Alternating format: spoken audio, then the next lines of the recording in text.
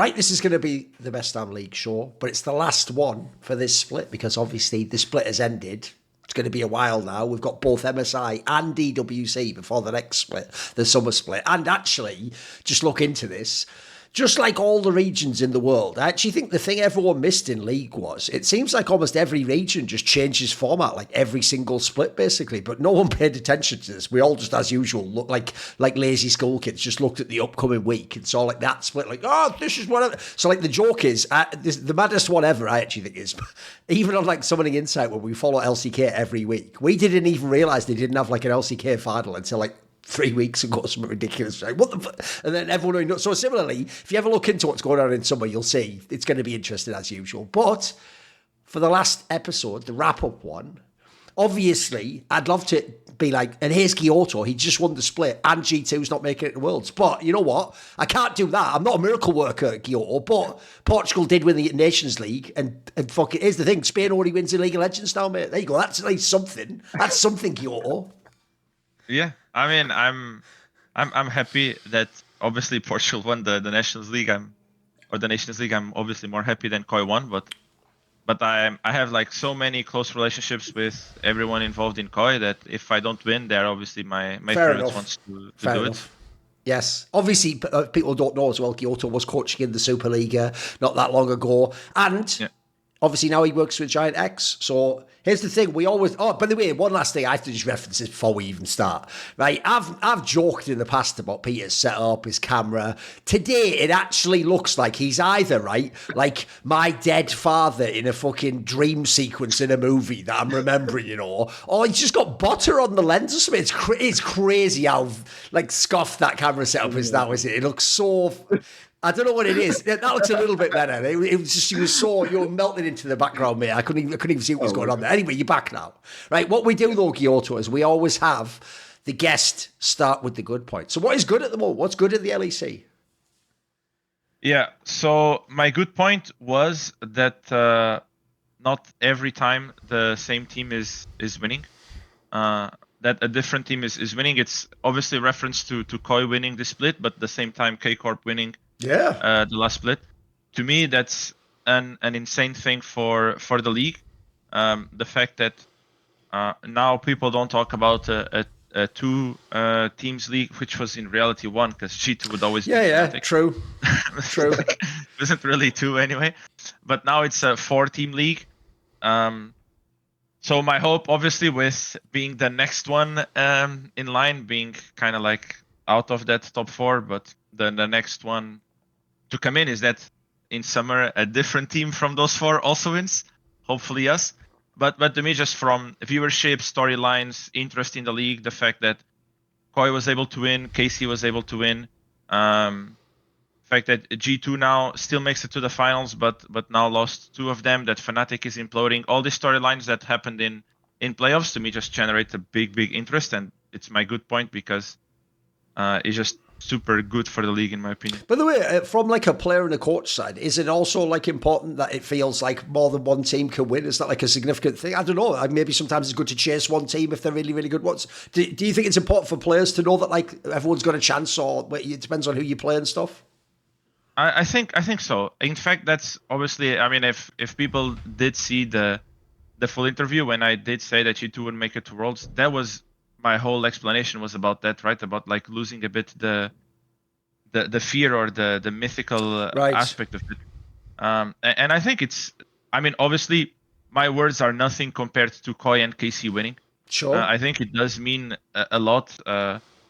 Seeing as well the dominance fall down, I think it's crucial.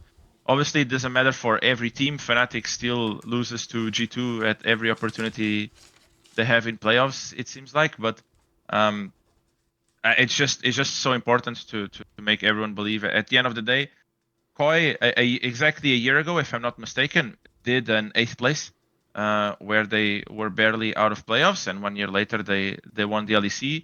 KC, 1 year after they were 10th place, they won the LEC. So I think so. I think it matters a lot to every team and player. No, I think it's good, but I guess kind of the one thing I kind of want to ask you is this also, so without leaking scrims, is this also a more even level you're seeing in scrims? Because I mean, I can talk about this, but like G2, I've been in years where G2 basically, even in scrims, like your scrim day is you're playing 6 scrims in 4 hours because you're losing. Literally, like all the scrims are with some teams, well, with G2 are useless. Whereas from the perspective of a team that's lower down, whereas the rest of the league was a lot more even. Is without naming specific teams, do you find the No, scrim level of I'll all the name teams? it. Like the split Yeah. is over. I'll name them. I have no problem in naming scrims. I think the level is very similar. G2, I had that feeling, or I had that feeling at times in 2019 with Yeah. that G2 was like, I mean, you remember, right? Like that Yeah, G2 I was like, remember. Wunder would just out of nowhere pull a Shyvana top game 5 because he was just that bored and they would still win in 20 minutes. It doesn't happen anymore. I mean, G2 released their scrims. It's not dominant. They lose to us. They lose to KC. They lose to Koi. I mean, they win too, obviously, but Sure, yeah. it's definitely much more even across the board. I don't think that. I mean, I can speak from our scrims, right? No top team. The split was dominant against us, and we weren't really dominant against any of the 4 top teams. I think the bottom is still light days, I would say. Some teams off the bottom, not all of them, Yep. but the majority, yes. But on the top 4, I would assume that from our scrims and from what I see from Romain, they were all very, very similar, especially in playoffs. But in playoffs, we did had a lot of or a couple of teams that like were visibly mental booming and needing some longer reviews, break times type stuff. So I think that was like a bit related to being as even, but even in the regular split was quite even, I would say. Yeah. By the way, on that topic, I have a quick follow-up which goes like this. Yeah. Right, I understand that like fans are just sometimes memeing or following trends and stuff, but the reason why I think it's actually interesting when this like Remain releases the scrim results every time is because it actually does show you. It makes way more sense of a lot of the interviews, a lot of the things people say. Because like I would just say this to a fan. Obviously, no fan is seeing these scrims, and until Remain releases this list, you don't technically know who's won and who's lost. But if I was a guy either in a team or the coach of a team, and I'm actually beating G2 or a Fnatic or whatever teams like regularly, then it wouldn't be crazy for me in the interviews to be like, I actually think they're maybe a bit overrated or maybe they're not as good in the games. But the problem is to a fan, you're just like a moron because they'll just be like, yeah, but G2 always wins. When did GX ever win a split? It's like, that's pretty relevant information. Like, pretty sweet. I think if a fan saw scrims, they wouldn't ignore it. They'd be like, there's a chance also. And if you look at this one, by the way, bro, your team was actually beating them quite a lot throughout the whole split. Like even towards the end, it wasn't like it was only week 1 or something. You were like, basically, there's only at one time, I think they won the whole block. No, I mean, I remember the first time we scrimmed them, we had to cancel because Noah was sick, and we couldn't really play. And after that, I think they won the last time we scrimmed them, if I remember correctly. It was also like, I mean, we took these playoffs a little bit different because on those top, my expectation is that we were going to play G2, right? Like going into these playoffs, we thought that like. I mean, from what I was seeing, Fnatic looked super dominant. By the way, Fnatic was also beating them in a bunch of the scrims too. Yeah, like everything was going great. Just like all KT fans, I was a bit delusional that maybe this is the time that they would win, right? And if they win, we automatically get G2 because we'd get the lower seed. Yes. So the only time that we would scrim G2 on that week, our goal is to just throw stuff at them and see what they respond and treat it kind of like as a scouting because we had 3 weeks of scrims, and that was at the start. And even then, I think that the games were kind of even. But G2, like, even when we win, I think G2 was always kind of like a hard team to face in scrims. I think they are one of the best teams when it comes to discipline and organization in scrims. But my expectation and my experience of G2 scrims was that they are just complete stomping, not giving a chance in scrims, and then they play a bit worse on stage. This was always like how it felt G2 to me. Still dominant on stage, but still a bit worse than scrims, and you can't breathe against them on scrims. So when my perception is, okay, they are just like a normal team in scrims now, they are definitely going to do worse on stage. That's where it comes from, right? I don't know actually our I think just for the reference, for something fans may not know. So to talk about like an example from the 2019 G2. So obviously I was on Splice, who were for most of the year like a top half of the table, top four, top five team for most of the year. And basically in scrims, my favorite story is in scrims is that it was like we were scrimming G2 like every week, and it was like the third week in a row we were scrimming G2. I think we didn't win a scrim. It was like the third week of it. It's like third scrim, like we're getting stomped again. And I'm sure they won't mind me telling this because it's like 6 years ago, but like a couple of players on that G2, like Wonder and Vicky, were like having a bit of fun. And Perks basically, this is my favorite Perk story from his career. I guess he's retired now. Maybe we can talk a little bit about that later. But Perks basically just walked out of the swim in like 20 minutes because the team wouldn't close properly, Right. and he just disconnected. And they almost beat us 4v5 for like 20 minutes. Even 20 minutes later, we were still down in gold. And then he reconnected, like they paused. They had a 5-minute discussion on their side after 40 minutes. Like Perks reconnects and just stopped us in like 2 minutes. Like, and none of our players realized that because they were so far ahead that they were playing 4v5, and we still just couldn't even win the game. To give you an idea of what the gap was, in 2020, it wasn't that bad. But in 2019, like those scrims, like it was just such a waste of, like I just wouldn't stop booking G2 like in 2019. It was just a waste of time. And we were not like some shitter team. Like we were like a top half team at the very least in the league, right? So You're also really insane on comebacks as well. I remember that. Yeah. I remember that like when we scrim Splice, it was always like 8k gold lead lose. Yeah. By the way, that actual year, Peter, the 2019, is the only one where I've ever heard almost every pro player or coach I ever interviewed from Europe just say it was actually impossible to beat G2. Like, as in, like, normally people are the opposite. It's more like this. Like if you have a chance in scrims, you're like, oh, I think it can happen on stage. Even if they're the champion, sometimes, you see the flaws. That's the only one where everyone says even scrimming wasn't worth your time. It's like essentially you just felt like they either weren't trying, which is why it was close, or they just like did some troll shit and that's why you had a chance and they still won anyway, people say. I remember we won on stage when they were 9-0 and we won, and it was the only time in my career that I felt, wow, we were so lucky. We were just like lucky to win this game, because it was the game where we were playing Z Cartas, and I remember that route is like I think they first picked Casio, and I'm like, okay, this shit can go top, can go mid, can go vault. I don't know. And then somehow it ended up mid against Zed, and Nuke had a really good game, and we won somehow. It was so unplayable. Those finals, man. I mean, the thing is though that you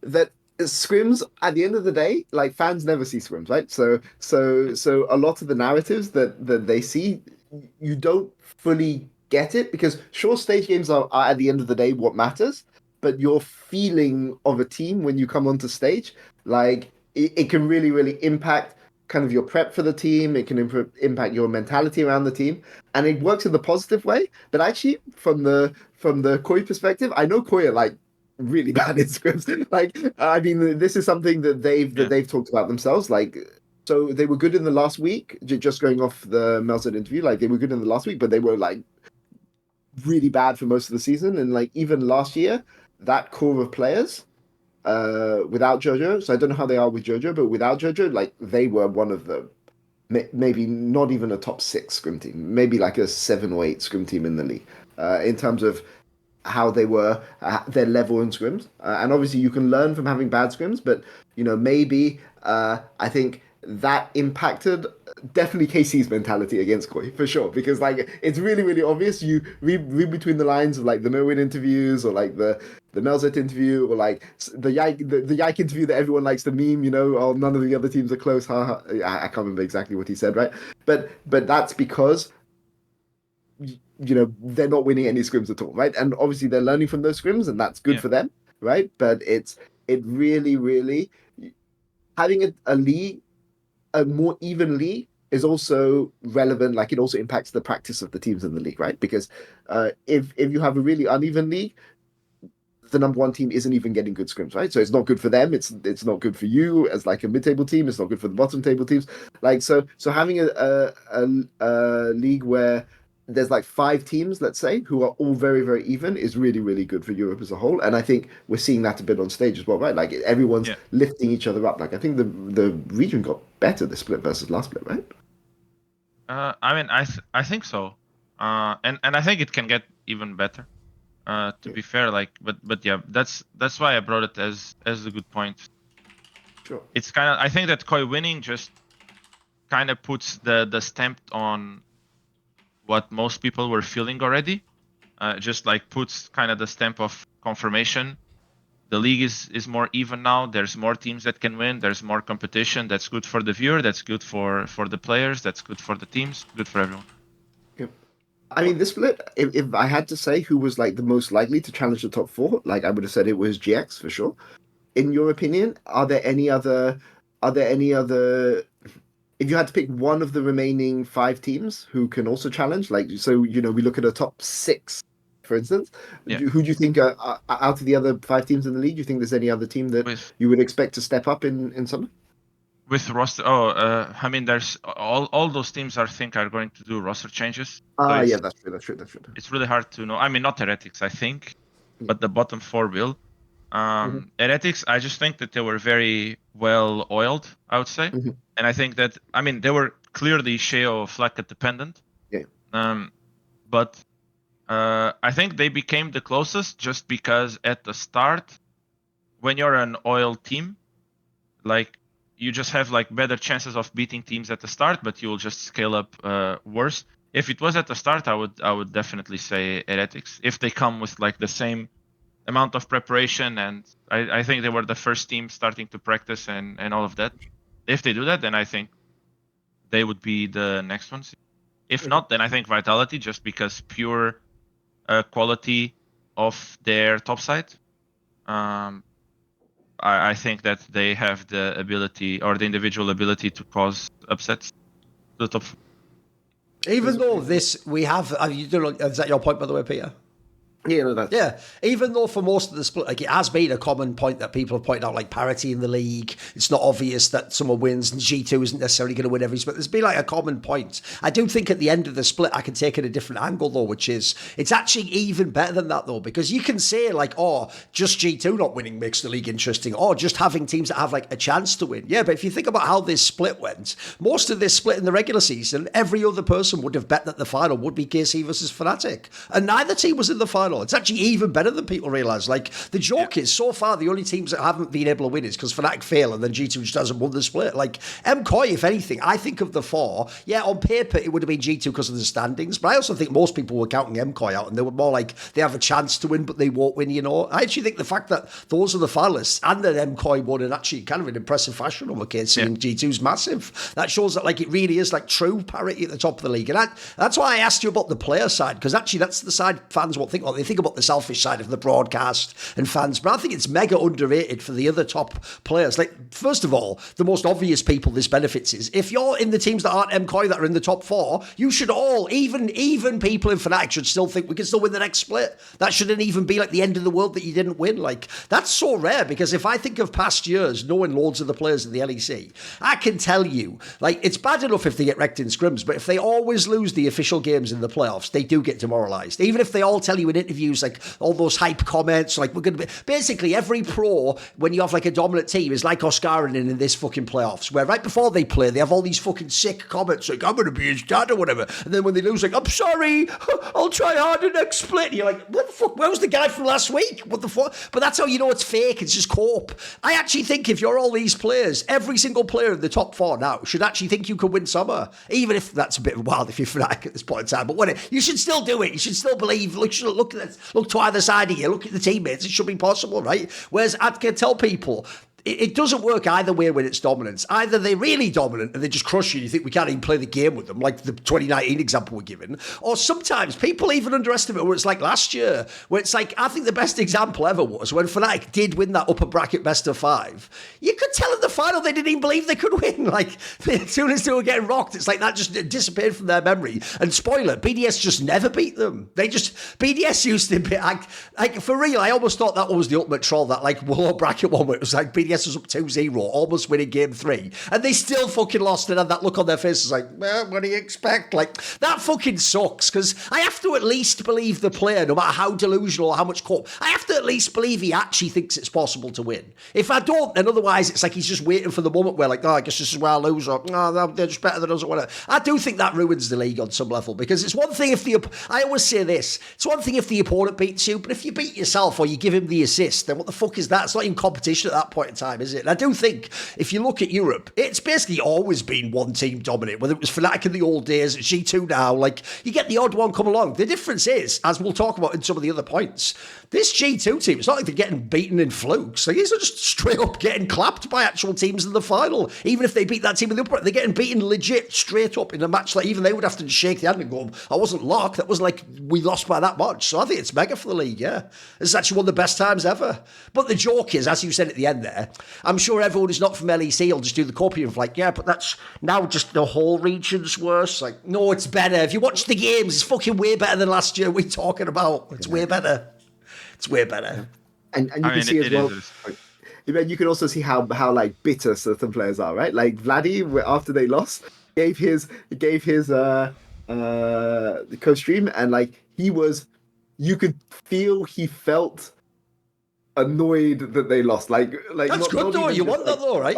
Yeah, that's exactly that's literally exactly what. Like, I want a bit of sour grapes. You know, I don't want to see one of my players go to their co-stream and be like, oh, I guess we lost. We'll try again in summer. It's like, no, we should have won. Put it this way, some people are. This isn't popular with some people, Peter, but I actually do fuck with all those players in football now where you just get the second place medalist thrown at the fucking crowd. Like, who gives a shit about that? Like, I made a fucking win the match, mate. I'm on the goes, second, brilliant. Like, fuck that. Shot that in the crowd.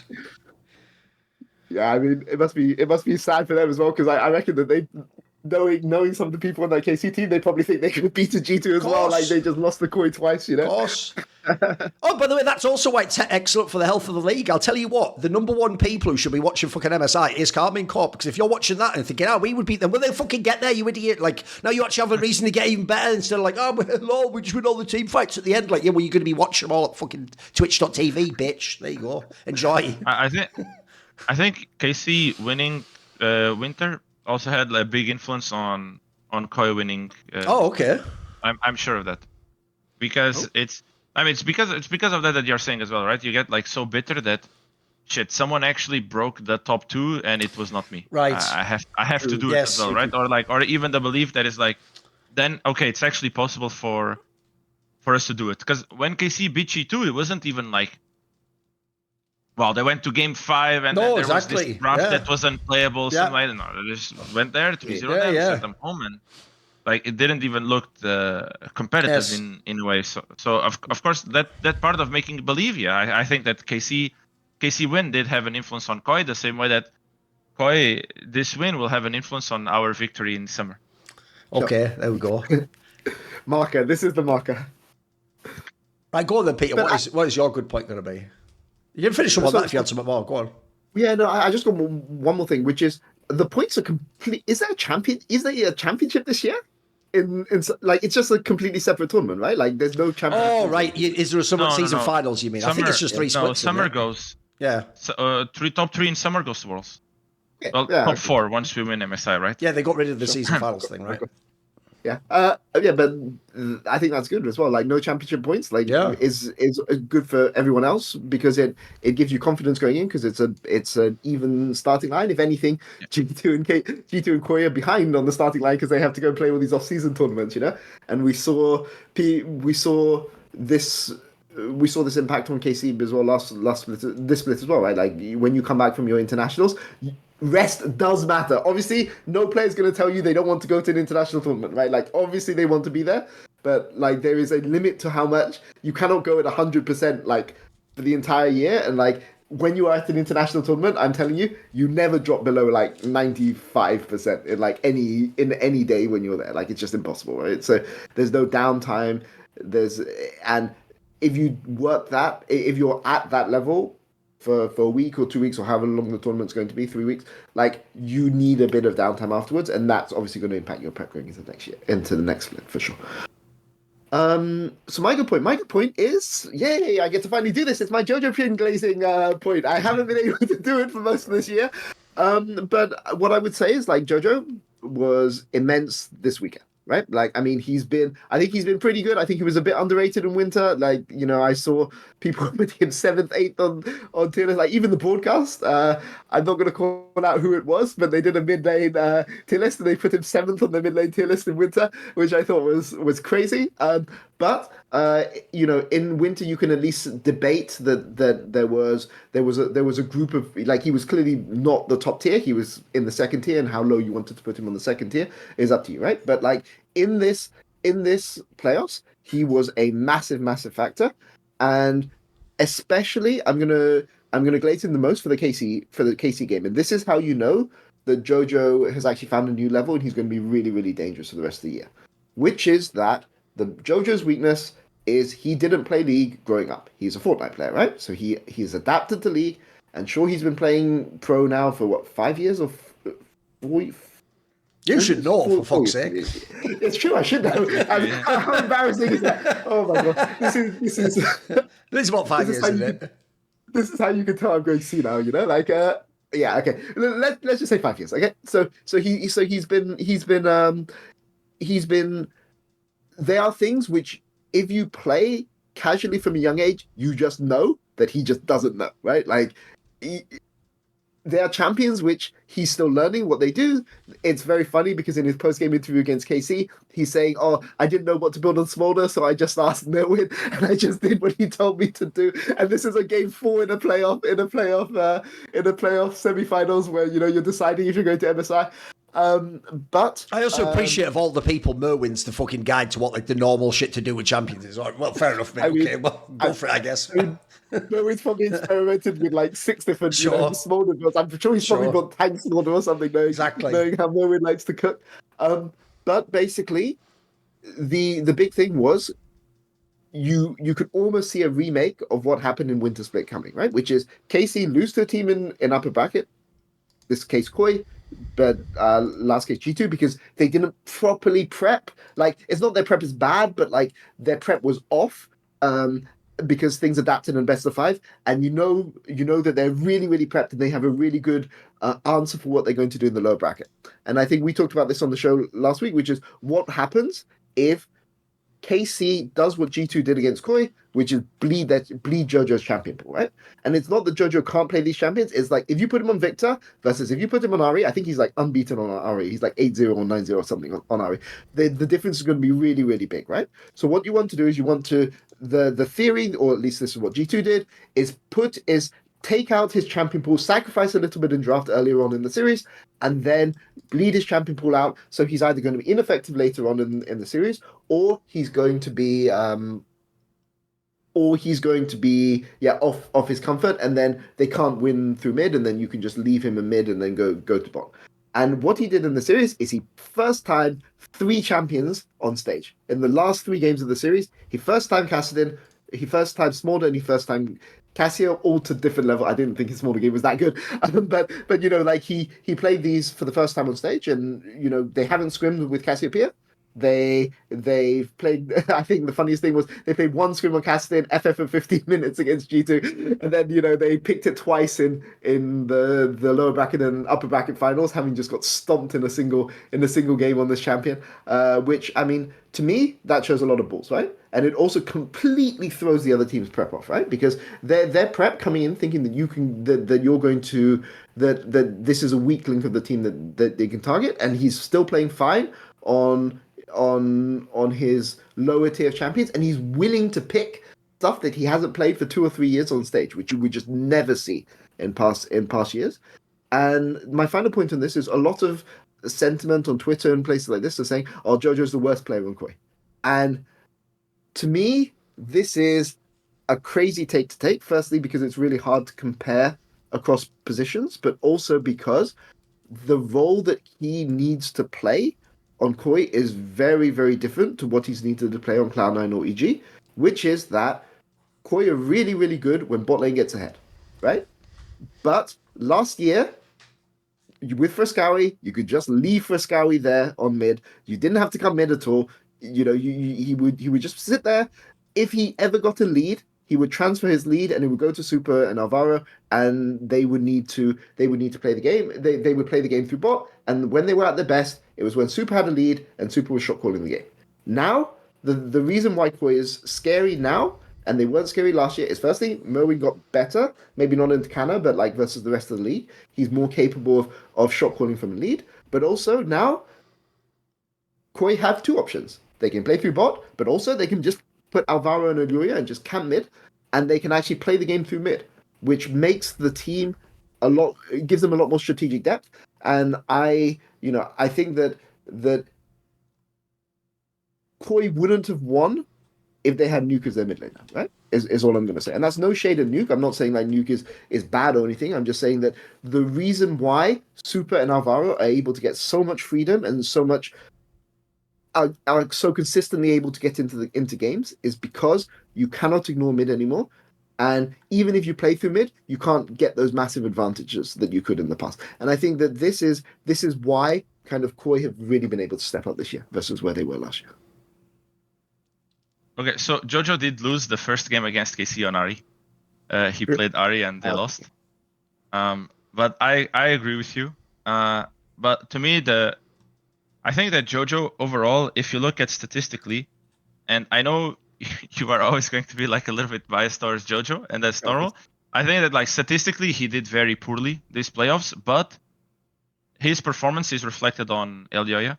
I actually think that more than playing through bot or playing through mid and who should shot calls from ahead, I think that, I mean, obviously on that team, the main voice is always going to be Elyoya.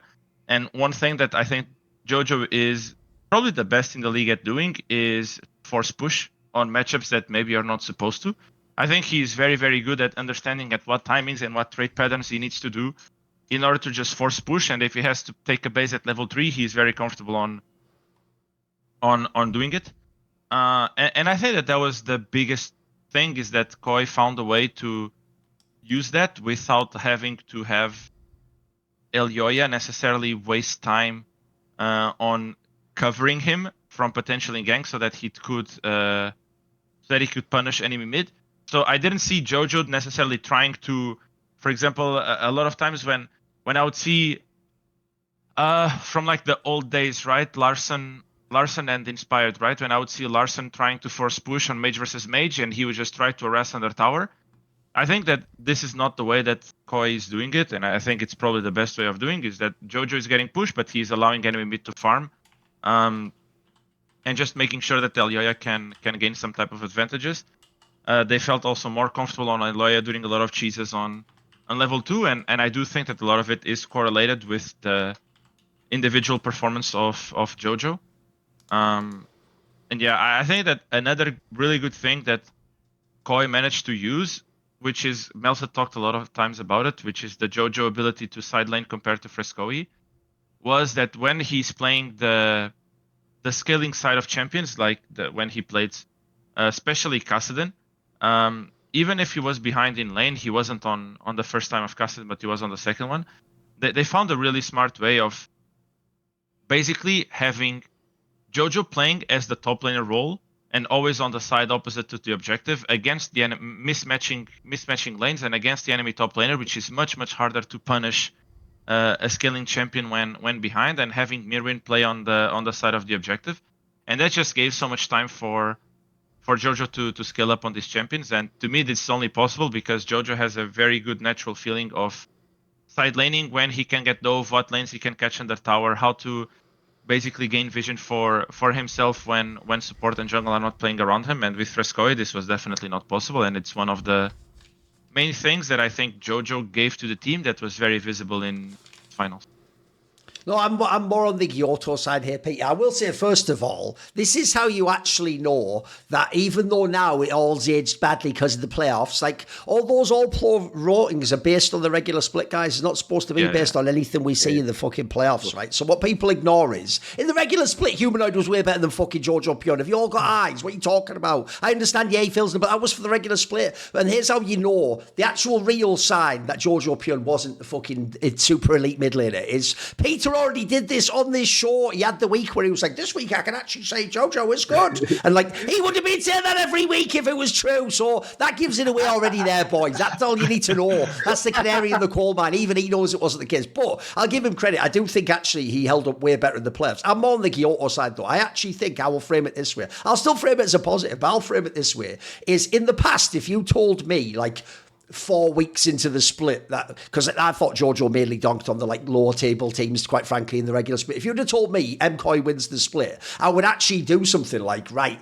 how did they like get around Jojo then? Or is there some way they band-aid him onto a pick? Or is that, did they just like in a little way, I think they did. But here's the thing I'll say is very positive. I don't think he played badly. I'm more Guilhoto side. I don't think he like actually played excellently. And also, I don't want to get into a whole tangent, but as soon as Peter was like, and people are saying he's the worst player, it's like, I will just say, Peter, there has to be a worst player. That's just how worst and best works. And everyone can't be equally good. So even though I understand you might not want it to be that he's like bad, that doesn't mean he's the worst player on court. It means one of the 5 has to be the worst. So all I'm going to say is, who you say is the worst if not him?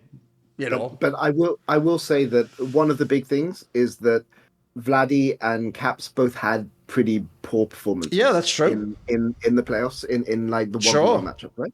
So the question is, how much of that is them playing badly versus how much of that is Jojo stopping being able to play the natural game, right? And I think that it's hard to compare across roles, but sure, like you could also sacrifice yourself for your team, and to go back to what Guilhoto says, like I think we all agree Elyoya is the MVP. Sorry, this doesn't go for the playoffs, Yeah. But Elyoya was the best player in playoffs, right? And why was he the best player in playoffs? It's because Jojo had a glow up, and it's because Alvaro was finally consistent, right? Like, basically, when I brought the stats, was basically to like kind of confirm your point because if you look at it, like Jojo statistically did poorly, but that's what I meant by like I think that Elyoya is the MVP. Yes. A lot of it because of Jojo's improvement of performance. Yeah, no, that's what I would even say as well. But the difference is you have to look at what the expectations are. So in these 2 big series, he was playing against Vladdy, who, by the way, was like the MVP of last split, and most people, he was like voted all pro fucking first mid laner, like, and then, so he's supposed to be the hot shit now. And then Caps, who, by the way, he hadn't been great in the split, but the upper bracket, he looked great. And Caps is supposed to be the final boss. Like, think about all that shit everyone was spamming, like, he never loses, except if it's 0-3 and all that fucking, like, mystic shit, as though you're supposed to believe it's like the top of the dojo, and this is the guy who just chops your head off at the end. So, like, that's, by the way, to actually just play okay against them and have them not play good, by the way, if you're the coach, I'll take that all day long. What are you talking about? Like, normally the problem is they're the fucking MVPs just rolling over everyone. So, and also, I'll actually agree similarly with what Peter was saying at the end there. I actually think the perfect microcosm of what Jojo was able to do is that last game on Kassadin, because one, that is not his pick at all. That's another one where the joke is, Peter, I mean, it has been reworked a million times. Does he even know what that champion does? We don't know. But the joke is, he actually did exactly what you'd want as a coach, which is, bro, just don't int. Just don't play aggressive. Don't think you're season 3 Cassidy. You're going to, no, just literally, just play safe. Let us do the rest. Because I actually think Guilhoto's framed it right. The genius of Jojo and whatever the coaching staff told him was, he didn't get in the way of Elyoya being the best player. That's the key thing. Because I do think if you go back to winter, or you go back to some of the weeks in the regular split, there were times where if I was Elyoya, that actually would be the player I'm pissed off with. It's like, we can't even get into the game and do what we want to do because you just died there, or you took like too aggressive a fight here, or you baited out like a fucking flash, but then the guy actually just killed you, or something ridiculous like that in a team fight. Like, that'll fuck you over. Whereas if you're Elyoya, you, by the way, I always said the reason why it made sense he joined this team is like, if your best success came with Inspired, the next best option, mate, is go and play with fucking Elyoya. Like, what do you want? These are the same sorts of players. Like, but it now works. You can see this formula works. This formula, by the way, is way better than putting him with Blabber, which is basically like almost like putting Jojo with Razork. Like, that just doesn't even make sense on paper. They're never going to like be the same mix. And then I actually do think it's mad underrated, as you say, Peter. It looked like from the upper bracket, the lesson was just make all your fucking mid lane picks just waste his champion pool, and then you've won the game. You basically, the logic would have been that this guy can never win in game 4 or game 5 and fail us. Bro, he just went to like a whole bunch that looked really good. Like, in context that he doesn't play those champions, and he's basically like first timing on stage. In fact, that's about, again, I'm not thinking he's the best player in the league, so I think he's done very well. I think he's done exactly what, essentially, he understood the assignment in this finals, guys. Yeah, I agree, and for sure scrims helped a lot with that, because now with every scrim being fearless, he even if he doesn't play those champions, he has to play champions that he has low practice. Which sure, he didn't have a scrim on Casio, but he had scrims on a lot of other champions that can that force you to think a bit on first time how to make that champion work on that matchup and on that game. And I think that practicing that thought process is even more important than practicing the champion itself. So I think that the scrim formula that we have right now is really good for players' ability to put those first time champions on stage. In fact, our win against Fnatic was on first time Yorick, and it was like the like a similar result as well. And I think it just helps a lot. Like I honestly, fearless to me is one of the best things that happened to League, and the fact that we're able to see stuff like this, yeah, it's just amazing. Yeah, I mean, it also really, really helps. It helps obviously the players get better, but it also really helps you see, like from the coaching side, I guess it must really be better for you because it helps you have a larger impact, right? Yeah, for sure. For my good point, I've taken a weird angle on this. It's sort of what I was hinting at in the intro, actually, and it goes like this. I actually just picked as my good point. Essentially, Spain just won the LEC. Like, you can say, no, basically, like, Spain just won the LEC with, like, real Spanish players from the fucking Spanish league, even. And the reason why I think this is significant is obviously Guilhoto has coached in the Superliga, etc. People have known for years now, LFL and the LVP are the two best ERLs. But the difference is, LFL, first of all, it's not even always just French players. There are sometimes French players, but people like the Yikes of the world aren't French. And then also, it's not like we've ever had, like, majority French team winning the league. We've had, like, the Soaz and Yellow Stars of the world, etc. But in general, if you ever look at LEC, one thing I always tell people in Counter-Strike is it's actually funny that Counter-Strike ended up going like MOBAs did, because in MOBAs in Europe it's always a mixed roster. It's never really, except the really old school, like 5 Swedish players or something like that sort of thing. That was more a Counter-Strike thing. Now Counter-Strike is like this, where almost every roster is just mixed international squads, and you just trust that English is enough, etc. So I think it's actually quite significant that, like, after all those years of the Superliga, you actually have a team with majority Spanish players win. And by the way, this isn't like some NA shit of like, lol, it's like, no, it's like the imports carried you. Like, you can argue, as I just did, the import might be the worst player on the team. By the way, the best player is fucking Elyoya, who's like a true captain, like one of the great players in Europe. And then actually Super, for all the memeing, looked fucking dope in these playoffs. Like, he had some amazing playoffs. And he's going, by the way, again, you want to talk about Jojo going against Fanny that. Super's going against fucking Hans Sama and Kalist, like the absolute best players you can get in that position. So I think it's actually kind of cool, because people always, even though they say that the Super League and the LFLs are the best, I think people always really just mean the LFL, and like Super League gets to be second by default. But you look how much talent's come from there. And by the way, obviously through Elyoya and Melzer, this is a Super League project. They picked these players. These are the people they wanted to put around each other, and they actually have won the fucking league. I think it's kind of dope, because like I said, I thought it would be forever like 5 nationalities, maybe you have 2 at most. Like, this is actually kind of a cool aspect, and it seems like they've picked it on the vibe of like they do all get along and think the same way in the game, and all. I think that's mad underrated, actually. What do you think of this, Guilhoto? I mean, so Melzet worked with Alvaro in Supa. I think this is their 5th year together, because they started on amateur, then moved to G2 Arctic, if I remember correctly, and then Movistar in Spain, and then LEC.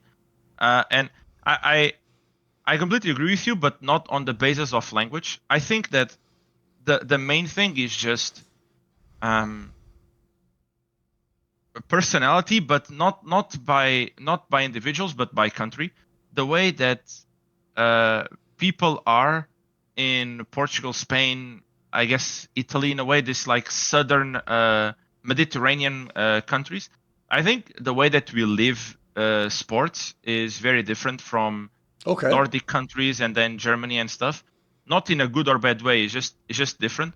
I think that, for example, I mean, from my experience and just like in a general note, I think that Nordics were always the most calculated, most systematic approaches, and I think that a team full of these people can win on any sport. Obviously, the best example was I guess Astralis, that had a huge dominant series, and I was in Astralis on that time, and I could see that their work was very like programmed, right? Very very cold and determined, and Yes. if everyone does the same, it obviously helps a lot. But I think that for the Mediterranean side, it's just everything is emotion. Everything is just like pure emotion and screams, and you make a lot of emotional decisions with emotional gameplay, with emotional practice.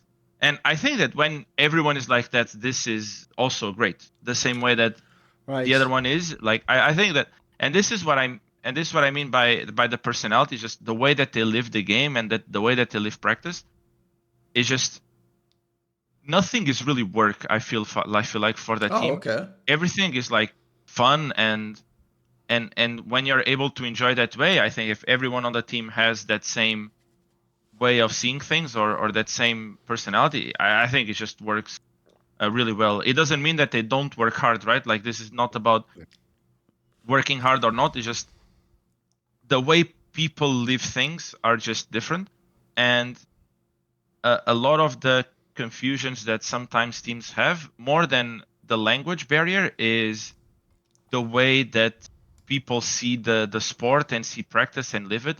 I mean, and you, Thorin, you have been a long time in esports, and obviously Counter-Strike in general, and this to me strikes to me like, when you think as what was the team, the Brazilian team that won a bunch of Luminosity majors, Gaming and SK. Luminosity. Yeah. And when you think of Astralis, to me is like completely opposites of the way that Sure. they live, and both were incredibly successful. And to me, the thing that they had in common is that both teams were on the same mindset and on the same way that they live the sport. And this is how I see KOI. I see them much more aligned with the Brazilian side. Sure. And I didn't met Jojo that much, only a couple of football games in America. But it seems like he could fit on this a lot as well. So I think if they are all five on the same page, to me, that's the key of their success, I would say. By the way, I even did that joke. It's actually one of the only times. By the way, every fan base hates me, but actually the Spanish fan base also hates me. But one of the only times they ever appreciated one of my tweets was when Jojo was announced he was going to join this team. Might even have been when it was just rumoured. And my joke was, like, to be fair, if I'd just been fired for being late like a million times, I'd go and join a Spanish team too. That was my joke. Because the joke there, guys, is it's more like they're just not going to be, they're not Germans. Like, you're 1 minute late. They're like, whatever, you can roll in 10 minutes. Like, we're all still sipping a coffee, fucking get ready for the game. Like, no one's stressing it, are they, at that point in time? So in that sense, actually is the right team. By the way, I know what you mean though. Like, if people had to give a contrast, since you did like the Astralis side, Astralis was more almost like, if you think about like German football, it's like there's a system, trust the system, do your job with it, don't do more than that. Whereas I will say Luminosity was also very successful. Their whole thing was like they had crazy bravado and confidence because they'd played all these great scrims and stuff. So their whole thing was like, we're going to beat you with like confidence and arrogance and fucking like mentally dominate you, etc. So it is a different style for sure. That's certainly true. Go on, Peter, what are you going to say? Yeah, no, I mean, you can tell that Jojo's a good culture fit. If like I just keep mentioning Melzik because he's the one who's providing the most of the insight for how the team is working internally. But he's calls Jojo like Mario Balotelli, right? Fucking hell! I don't even know if Jojo appreciate what a crazy reference that is. Okay, I like it. Okay, I like it. Even as, but that's how you know that like that it's a good culture fit. But to go back to the original LVP point, I think it's important as well because. Like, so the culture point is, I think it is relevant. And I think often it's when people are building teams, they try to fit like square pegs into like round holes, you know, like in a way that doesn't really work that well. And people just generally tend to look at who are the best players that we can get without necessarily thinking about the culture fit. And I think this is a problem you've seen often with Spanish players, because I think the last Spanish player before this group who found, I mean, with the exception of Razork, I think, was like there was a big gap between when Werlib retired and when like the generation just before this and then this generation started to come back into league. I think there was a few years where Spain didn't have any players in the LEC. Flacket. That's about it then, maybe. Yeah, but before Flak and Razor, like I think Werlib was but there was some amount of time, and often. I mean, pretty sure if you want the most extreme comparison, when they actually used to have the old Giants with Pep and Aero, that was like a meme team. Yeah. No one really thought that team could ever actually win the fucking LEC. That would have been crazy to tell someone then. Yeah, for sure, I agree, and I think that this, on the one hand, it means that there's been a lot of like untapped potential in Spain that like people didn't want to take a risk on because a little bit of what you're describing, right? Like there's the idea that everything needs to be systematic. Oh, we need to follow the Yeah. clean system and things like this, right? And a lot of the personalities of some of those players just didn't fit in to what was kind of expected. From what kind of GMs were looking for when they were looking to build teams, and that was always considered a risk. So you had like kind of this untapped potential that wasn't being really exploited, and you also had, I think it's also worth saying that a lot of the success of this team is because it is personal synergy, built up over 5 years or whatever of working together, and I think that a lot of the people that you see now, a lot of the new coaches you see coming into LEC, they have ERL experience and they have their favorite players from ERLs that they also bring up and use with them, right? Like Reha is the biggest Targamas fan in the entire planet. Like Striker, he has people like Nuke and people like 113 that he really really likes a lot, and that's not a bad thing. Like if you have. By the way, it's pretty it hard. famous, Peter, with football coaches that they just bring all their old players to the next team they go to. They just stick with the same people they've worked with before. Yeah, and I mean, it's not like fans will say, "Oh, it's nepotism." No, it's not nepotism. It's like if I have a player like Kaiser, I know how to work with Kaiser. I really like working with a player like Kaiser. We have similar wavelengths, right? We have similar ways of working. We have similar understanding, right? It's not always a bad thing. Obviously, it gets a bad thing if you try to promote somebody who's like blatantly out of Sure.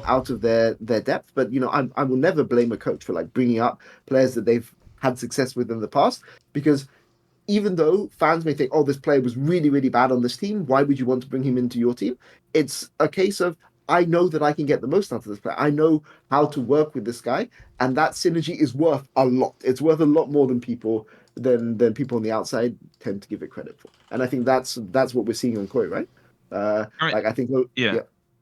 I think that when you reach to this level, the difference of I guess individual level is so small that a lot of the times like all of these differences are what really makes a huge impact. I think that, for example, Broken Blade is the first example that comes to mind. I think that individually, this split, he wasn't the best top laner. In fact, in previous splits, I think he was the best top laner, but he was always like top laner. I felt that it was always the role where you weren't never like, oh, this guy is so much better than all the others.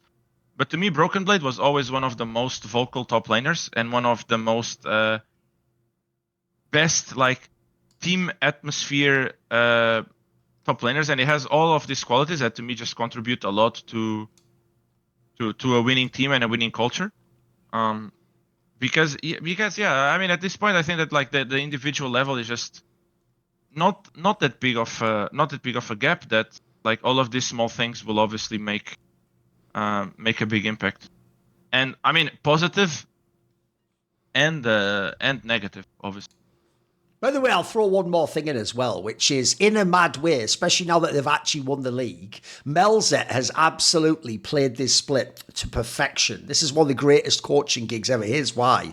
Because he's actually not only won, but he's done the fucking Faker Porby move from LCK 2 years ago, which is, if you don't know, if you've ever followed the Faker versus Chovy battle, one of the biggest points that the T1 fans love is this idea that like, yeah, but remember when Faker went out the lineup and then Porby came in and then none of the other players could play and they lost every game. That proves Faker actually is the best player of that team and the most important, and without him they'd be nothing. Right? Cos Melzet was just fucking off doing whatever the fuck he was doing during the split, and then he came. If you ever go and look, it's almost like literally like him arriving back was like fucking Gandalf the White coming over that hill in like the second game of the Lord of the Rings movie or whatever. Like from that moment is when they got really good again. Before that they were like whatever in the league, and then all of a sudden they were like, and now they've won. So, and that a mixture of the fact that it's his players, his team, and then they did that. Now he just looks goated, mate. Now it looks like it must be him who did it all. So whether it's true or not, who knows? But I tell you what, the narrative sells like a motherfucker, mate. I mean, I'm sure it wasn't. And if you ask him, I think he said it multiple times. Obviously, it wasn't like that, but I think he's really, really good. With this group, even better. But even without this group, I think that his work ethic and the way that he understands the way that he understands humans is above normal. And I have a lot of respect for him, even when I talk to him, even before he made it to the LEC, and even now. I think he's just great, and he's going to be many years to come. Obviously, with his delusion of winning worlds, helping him achieve this with this group that he wants so much, especially after taking that break. I know it means a lot to him, and yeah, I think it's like just more than deserved for everything that he did. And it's like it's not many people will ever know this, right? But it's really not easy to be coach of a team that is doing poorly, or on times that are doing poorly, from such big fan bases, Oh, right? sure. It's like, and I mean, knowing Spanish, sometimes you go on Twitter and the amount of bullshit that you see is insane towards Melza, towards the players. Sure. And I'm sure it's the same in French. I just like, it just doesn't appear on my For You. But I'm sure it's the same. So like being able to take all of that and still pushing forward and then winning is just, yeah, to me, it has a lot of merit. By the way, that is mad delusional to think he's going to win Worlds. But to be fair, in light with what I've just said, if he'd have even told me like a year ago, I will win the LEC with 4 Spanish players and a Canadian mid-laner, I'd be like, I think not, mate. But so fair enough, he got me on that one. I wouldn't have said that either. Right, here's the thing. We actually do on this show, for once, have a sponsor. It's a brand new sponsor. It's actually going to be Factor Form Daily Greens, which is basically like a sister brand to Factor Meals, which are the ones, if people know where, like they deliver the meal that's like chilled and then you put it in the microwave but it was never frozen, etc. And basically the whole premise is it's daily greens, so it's like a supplement made out of vegetables. And I can tell you, in the past, I have tried different supplements like this. Look at me and think about who Thorin is. I don't like vegetables. The joke is, if I ever do a diet, it's going to be 100% the keto diet, because I'm just eating delicious steaks and sausages. I'm not eating vegetables, mate. I stay away from that. I still believe when you were a kid, it was conspiracy that would tell you had to eat all that. I think there's some like big pharma got involved in that or something. I don't know about that. So when in the past, when I tried one of these like green supplements, to take like the good stuff, even when it was just one that you just drank down, I can tell you, if there was even the faintest hint of a vegetable flavour, it would just freak me out, and I'd be like, nah, not for me. Not my style. I'm not a smoothie guy. Well, I could make so many jokes about MKOI there, but we'll leave that to one side. So I'm not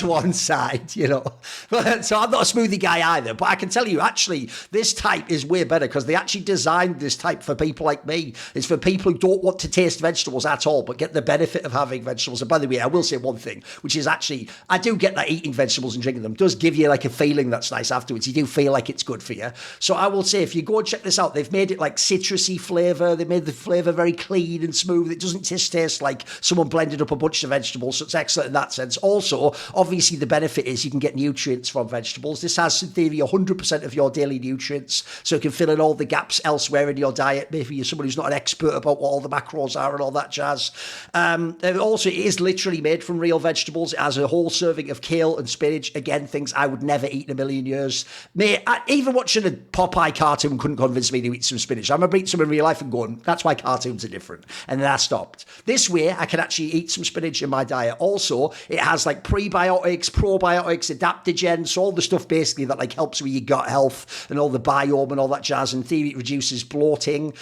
And yeah, they say it'll only take you basically a few days before you'll start to feel the effects of it. So I actually think it's quite pleasant. So start your day right with Daily Greens by Factor Form at factor75.com/BDLS, so Best Damn League Show. You get 40% off plus free shipping on your first order. That's factor75.com/BDLS for 40% off plus free shipping. Factor75.com/BDLS. BDLS. Yes, there you go. Right, let's get on with it. Right, what is bad at the moment, Guilhoto? Listen, I'm sure you can come up with something you don't like about LEC. What aren't we liking? Yeah. So, I mean, I was debating between 2 points, but to me, the bad, and going a bit outside of this weekend and towards playoffs, was that on our first game against Fnatic, our comms were connected to the live feed. So every single person that was streaming the LEC was basically showing our comms to their audience. Oh wait, it wasn't. I was thinking you meant that like they just took a clip, where you shot, hey, and you just hear the whole comms. Holy moly! Yes. Fucking hell! On the Okay. first 5 minutes, yeah. And I mean, to me, that was like something that should obviously not happen. I think that the French stream, from what I was told, was really fast at muting it. Oh, fair enough. And we got some messages on Discord. That's why there was a pause on game 1. At the same time, we had to ask for the pause because it wasn't getting fixed and the game was being kept going. But yeah, that's why to me that was like the bad point of these playoffs. It was like it didn't have any repercussion or anything like that. Like, it's not like no one said anything crazy that got clipped or anything. Yeah, I don't think so. Otherwise, it would have just come public. But the fact that like these things can happen after such a long time, that's why on a playoff series, that's why I'll be putting this as the bad one. That's wild. Holy moly! I didn't even realize that happened. Wow. I didn't check all the streams, but I know it was on live feed because it happened on. I saw it on the French stream. I know it happened. I know it happened on some co-streamers. I don't know if it all, but yeah, I know it happened on a couple. Did the players? Did you and the players know? During the series or after? So our analyst messaged us on Discord when it was happening, and that's when we knew. The players didn't know until the end of the series. We didn't tell them. And then we asked our manager to tell to LEC that they need to pause the game because we don't have a keyboard, right, on backstage. I can't pause the game myself. So we asked LEC to pause them, and then we informed them. I'm not sure if they were aware or not, but yeah, that's when we informed them, and then there was a pause. It was fixed, and the game kept. Sure. I mean, I'll just say that even for even if it's so obviously it's competitive integrity, but even if it's an issue and then it gets fixed, you always have those kind of things in the back of your mind later on. Yeah, of course. Like that really. That is really something that can throw you off. And yeah, I know for sure. Like, I mean, how many years into esports are we right now? Like, into League of Legends esports are we right now? Like, these kind of things, like, especially in a playoff series, just cannot be allowed to happen. And like, that kind of saddens me because basically I thought that the series between you and Fnatic was actually pretty banging series, to be honest. And I felt it got cheapened a bit by what happened to Fnatic the following weekend, but like the following on the Monday. But I think rather than saying that it was Fnatic not being that good, I would say that like the way that you guys played in that series kind of mental boom Fnatic a bit and really softened them up. I think that so first of all, I need to clarify this, right? Like, it had zero influence on the result. Like, absolutely no difference on the result or the way we played. Like, I mean, you've been in series, Peter, as well. Like, you know that during the series this problem happens, and after 5 minutes I already forgot. I already have like so much shit on my head that I need to focus on the next game. It's like, and the players were not aware, and there was nothing that was said that had any influence. It had zero impact on any type of competitive integrity whatsoever. It's just, to me, it's just bad because like it just can't happen. Like that's where, like, sure, this time nothing bad happened, and because we said early, it just stays there, and like and it was fixed. But if we are not informed on Discord, maybe we'll never know, and then it's like the whole game. And I can tell that in the whole game there will be clippable moments. I can promise you that much. Because I think it was the first game where my team doesn't wait for lot on the 4v5 right, and stuff like this. Like, so there was stuff that could have been clipped for sure. but yeah. And on the series, I think that Fnatic was already coming mental boom against us, and that the series was kind of in our hands, but we had like some poor moments, individual and collective. But I think that after the defeat against G2, that was playoffs for Fnatic. I think it was kind of like set in stone for them. I think it was also visible after the Grabs interview, right? That like a bit already on that side, which it happens. at some point it would break that much, right? Because like Razork, Humanoid, because yeah, a lot of people like to talk about Noah and June, that they were so good, best bot lane, yada yada, but they never won a title in Fnatic. But Razork and Humanoid are together 4 years in there, and they also didn't win one. Yeah. So like at some point, it's going to have a bigger impact than just, oh wow, well we lost, let's try again next split. And I think this split maybe was that, and that's why the mental boom was that big. Sure. I'm not sure, right? Like not being inside there is hard. I mean, there was a lot of things from that Grabs.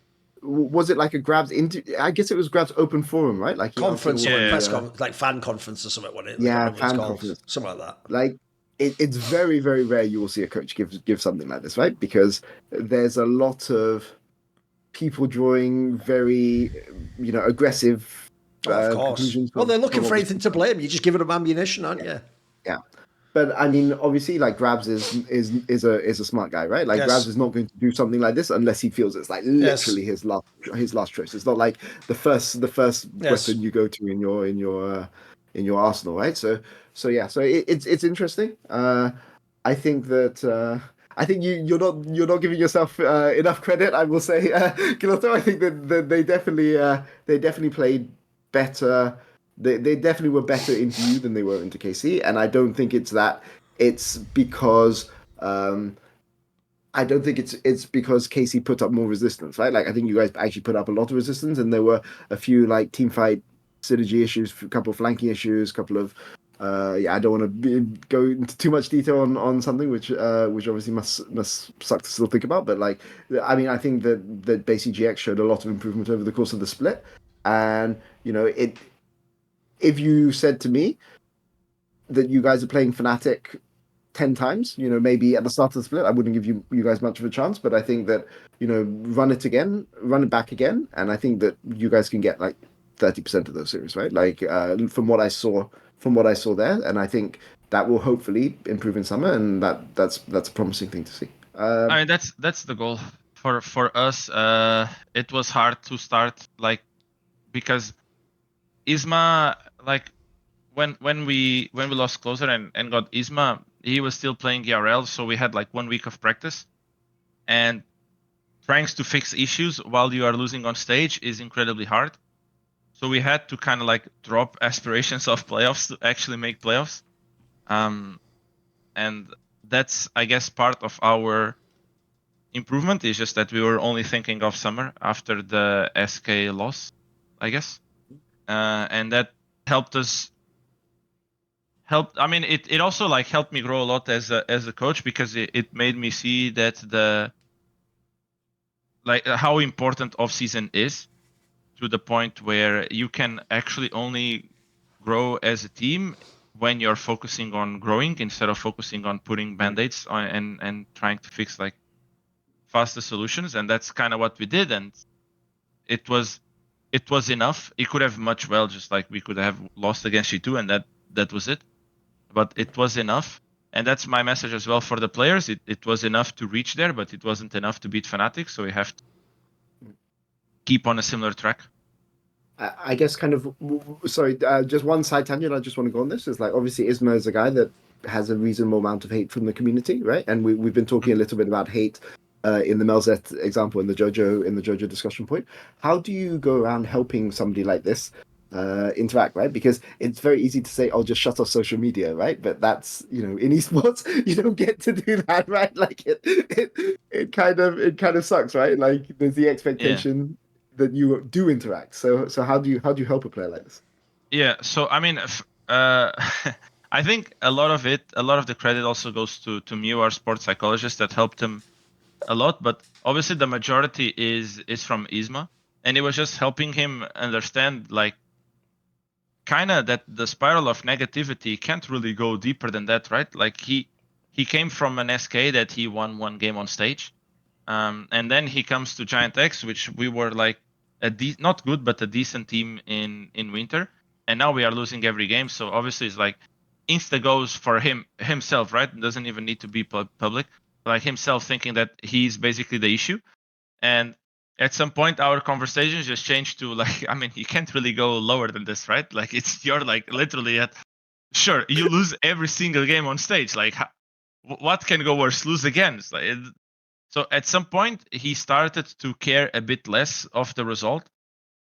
And he entered and brought up more the mindset of just looking to do small things better every day. And we'll see on the weekend where we are, but we keep on the same path regardless of weekend result.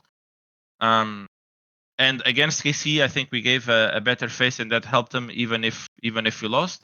But then I think once we won in Madrid, and more than winning in Madrid, it was feeling that we are in such a shit spot, but GIANTX still has like so many fans that support us and wants to see us. Because that's literally what you don't get from social media, right? No one really goes onto social media to write, wow, man, you played so good this series. Or like 5 people do this, you know? Yeah. That everyone goes, shit, I bet my house that you guys would win and now you lost, fuck you. Yes. You know, and no one DMs you saying, I love you so much, but everyone's like, yeah, I put $200 on this that you would win, blah, blah, blah, blah, and like only you cost me this much, die. So I think that once we go to Madrid and he sees that support, I think it's the main thing that helped him actually. By the way, I'll even say as well, that's even something that is actually something I've experienced, which is online. I obviously get a million people flame me and always have. If I ever go to like a live event, it's overwhelmingly positive. It's all people who are lovely and asking for a signature or saying, I like when you make the cool tweet or whatever. Like, I agree. I actually wish in that sense, it's sad because obviously in League of Legends, unlike CS, people don't get to experience the fans that often. If people knew how popular they actually were with their own fan base, it would actually offset a lot of this, because I do feel like the worst thing people do is when they're actually a fan of your team and then they flame you. That just makes you think the whole fan base is against you. It might not even be true. Yeah. Maybe it's just like a few weirdos, or just from one angle where they just, like you say, they made a bet or they're tilted about something else. By the way, on the topic of the grabs thing, if people don't know, grabs is actually the coach where I invented that term that like Peter does it obviously all the time. Like your job when you go on talk shows, interviews, is to play defense for your team. Your job is to like make it seem like it's not actually the player who fucking on the screen clearly flashed in and inted. It's not his fault that they lost the game actually. That's just a minor thing, and you know, the practice, and if I'd have set him up correctly in the communicate, you have to do all that, right? Grabs is the original one that was really good at that, not least because, by the way, he used to play defense for, look, he started out with the easiest job, the greatest team of all time, stacked with Hall of Famers, but then he did build up his skill set. He wasn't that bad BDS, and I always say, right, this actual conference thing, here's what's funny. I think to a fan or a pleb, you're going to think he entered it. You think, what? You've already lost, and then he did this conference and all that. No, you idiots, because what was at the end of that conference, what everyone's conclusion was? It was all the shit he said. You all think, oh, actually what they need is the top side just needed to play more solo queue. By the way, masterful, didn't call out a specific player, just said basically most of the team. Easy. Secondly, he's also basically then done that thing where he said like, oh, then we played like a week of scrims without comms. Now, what's brilliant, this is where I know Grabs knows the fans better than you guys know yourselves. If you actually have ever been behind the scenes or known any coach, that's nothing. That is a complete nothing burger. That experiment has been done a million times. It's even a good experiment. Like if you have a team that can't comm very well, you often play with no comms and you point out the differences and the gaps where saying a comm at the right moment would help. It's just an obvious teaching exercise. When he said that, every moron I knew was going to pick up that and be like, he's making a play with that even having comms. Like all the idiots went to that. And so the whole point is, here's why that was successful. Because then people aren't going, wow, kick Oscar, and then people aren't like, no, maybe Humanoid can never win. Like, no, now people have all these other reasons to latch onto as to why they lost. Even though, by the way, after all of that Grabs, it's definitely also that Razork and Humanoid played like fucking shit, mate. That definitely helped like lose those games. Like if they were doing that in the regular split, you wouldn't even fucking be in second place, would you? So like he has done a great job with that one. But as usual, he baited all those stupid fans and they all believed him as well. And here we are, Thorin. You know, I'm here trying to glaze Isma, talking about how well Isma Jackie's play. Because to be fair, they did play. Yeah, like, they played well. Since the like, it was very noticeable from when you guys came back. Well, when you guys were in Spain and when you guys came back from Spain. Yeah. Versus before, like it was like noticeable. Yeah, it was a big difference. Yeah, and I mean, I think there's an argument to be made that you know you had the better mid jungle in that series against Fnatic. And like that's a promising sign. Now, if you're a Fnatic fan, maybe you go and say, "Oh, that's because our mid jungle is complete shit," and like you know they don't belong they don't belong in the LEC. But you know also, how many people would be saying that Isma is out jungling Razork? You know, I mean, I don't think Isma had that necessarily a good series. I think that he showed so much more in the other in the regular splits. But that's also because I think Isma, which is normal, right? Like, Isma was one of those players. I mean, everyone is, but especially Isma, that needs competition. And when it's like 3 weeks between us playing our last match to the first match of playoffs, I think it's like we lose a bit of touch of the game or the competition. And I think that he was benefiting a lot from the momentum, and obviously you lose it a lot. I think he did a good series, but I know he can do much better. Sure. The one that I was like really surprised by the quality of his series, because he was lot, because in scrims he was always incredible, but he had a bit of hard time transferring that performances onto stage. And since Madrid, yes, I do think that week in, week out, he shown gradual improvement. And I do think that in his case, it's safe to say that he outplayed Oscar in every single game of the series. The others, I think that there was like moments. Yeah. Like the Yorick game, I think he did well. The Vlad game, he did some good things, some bad things, but he got the solo kill, so I'll give him that much. Cool. And yeah, the other two, honestly, like they kind of disappeared out of my memory already. But I remember thinking that, so I must have like seen something. With Jackie's, I'm just really happy with the steady improvement that he's been having, because he has been very inconsistent. I think that his highs were lower this split than what we have seen before, but his lowers were definitely higher. And to me, that's where we wanted to focus with Jackie's, to make sure that he can have that consistency, because confidence is also built on being consistent. June engaged was really well. I think Noah didn't have a good series, but to me, the fact that he already make a lot of growth when it comes to facing G2, being very calm on a big stage and beat them, is more than enough for me to know that in Summer Split, that's not going to be a problem whatsoever. And he had a lot of clutch moments throughout the split where he saved our asses. Sure. Overall, like it's what I said at the start. I think we are going on a good path, but just not where we want to be yet. Definitely want to challenge for Worlds, but I think the path we are going is the right one. Yeah. Makes sense. I mean, just while you were talking, I was refreshing myself of my notes from the series, and yeah, okay, I forgot the Nocturne game in game 2. The Nocturne, and the game 1 where he wants to do that invade, it was like such a weird one. Yeah. Bro, Peter Dun takes notes when he's not even a coach. Fucking hell, mate. This guy. We do the show every week, you know. I have to. Fair enough, Peter. Fair enough. I appreciate the diligence. I appreciate it. By the way, to bring it all the way back to his original point, though, about the comms getting leaked, right? Look, obviously, on its surface, that wasn't supposed to happen. That should never be the case. That immediately, even if it doesn't affect it, that's an immediate violation of competitive integrity. Like, other teams didn't get their comms leaked. So that already, obviously, it goes out saying it is a problem. But if people don't think about the knock-on effect, it didn't happen this time, but the most obvious thing that could happen is someone says something thinking that it's a private comm with only their team, and then it gets leaked and clipped, and that is forever held over them, or some sort of a fucking like albatross around their neck, as we say in English. Because I can tell you, one thing I hate is when they leak shit that's like supposed to be the equivalent of like inside the locker room, because inside the locker room, like, put it this way, I'll give you the best example ever, right? If people don't know, maybe now because of that Last Dance documentary, people know maybe Michael Jordan was a bit of an arsehole. That never came across in media, by the way. This guy was the most perfect interview subject ever. He always said like that he wasn't the best and other people are very good, and the guy he just beat was, you know, a great player. He always said exactly the right thing.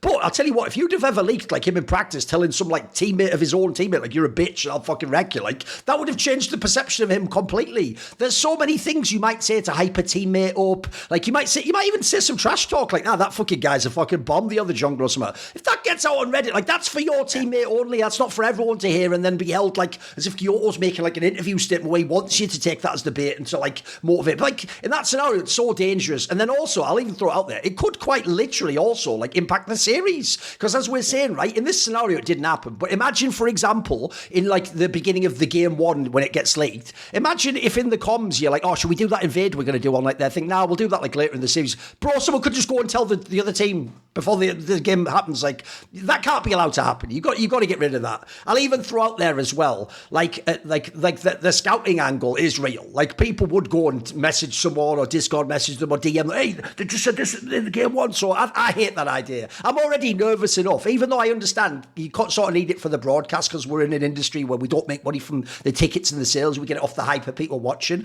I get why, like in Counter-Strike, for example, they literally do take fragments of timeouts and try and use them, etc. I can tell you it's the most fraught thing you can ever do, because if you make it too boring, well, then what was the point in showing it? And if you put any spice in, then the player gets mad because he's just had something leaked that he said, again, wasn't for other people, it was just for him and his team. So it's already a really fraught area. So I agree, this should never be possible. And lastly, actually, that's it. The other point you said at the bottom is very significant. People won't think of this, but once this has happened, that could be in the back of your head next time you're playing and something weird happens in the game. Like, I'll give you a very quick example. This actually happened like 10 plus years ago.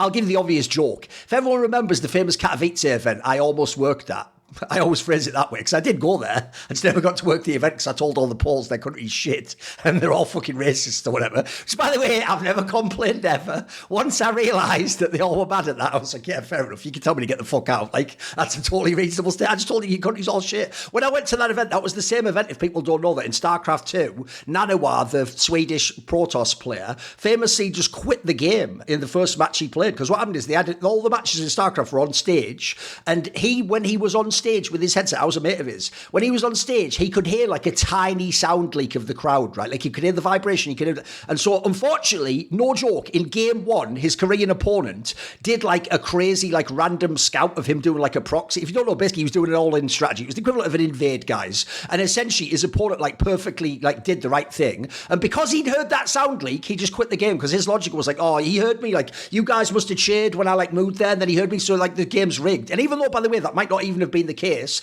I can't totally blame him in that scenario. If you think that it's possible, it's going to change how you perceive it. So that's also why you can never allow leaks like this, because I wouldn't want to be in another game in the next playoffs and then they do, like I swear, we do some crazy invade and they're all just waiting there. You're like, can they hear us? That shouldn't even be in the back of your head. That's going to drive you crazy. So obviously this is an easy topic. Yeah, don't just get rid of the fucking comms that weren't supposed to be leaked. But that is shocking. I mean, it's worth bringing up. I never saw anyone mention that during this split, so I wasn't even aware that was the case, mate.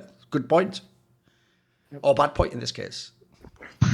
Right, Peter, come on. Where are we going? Okay, so my bad point is G2's reliance on caps. So G2 basically had a really, really a rough regular season. I mean, rough by their standards, right? But, you know, everyone's saying, oh, this is the top four teams are like really competitive with each other, and like there's a bit of a drop off after that. And if you're saying that and you still go 5-4, that's not actually that impressive. And obviously Caps and BB were kind of limit testing their macro on the map in a lot of those games, you know, not being as consistent as we would expect from them. Then they had a bit of a glow up in playoffs in upper bracket and against Fnatic.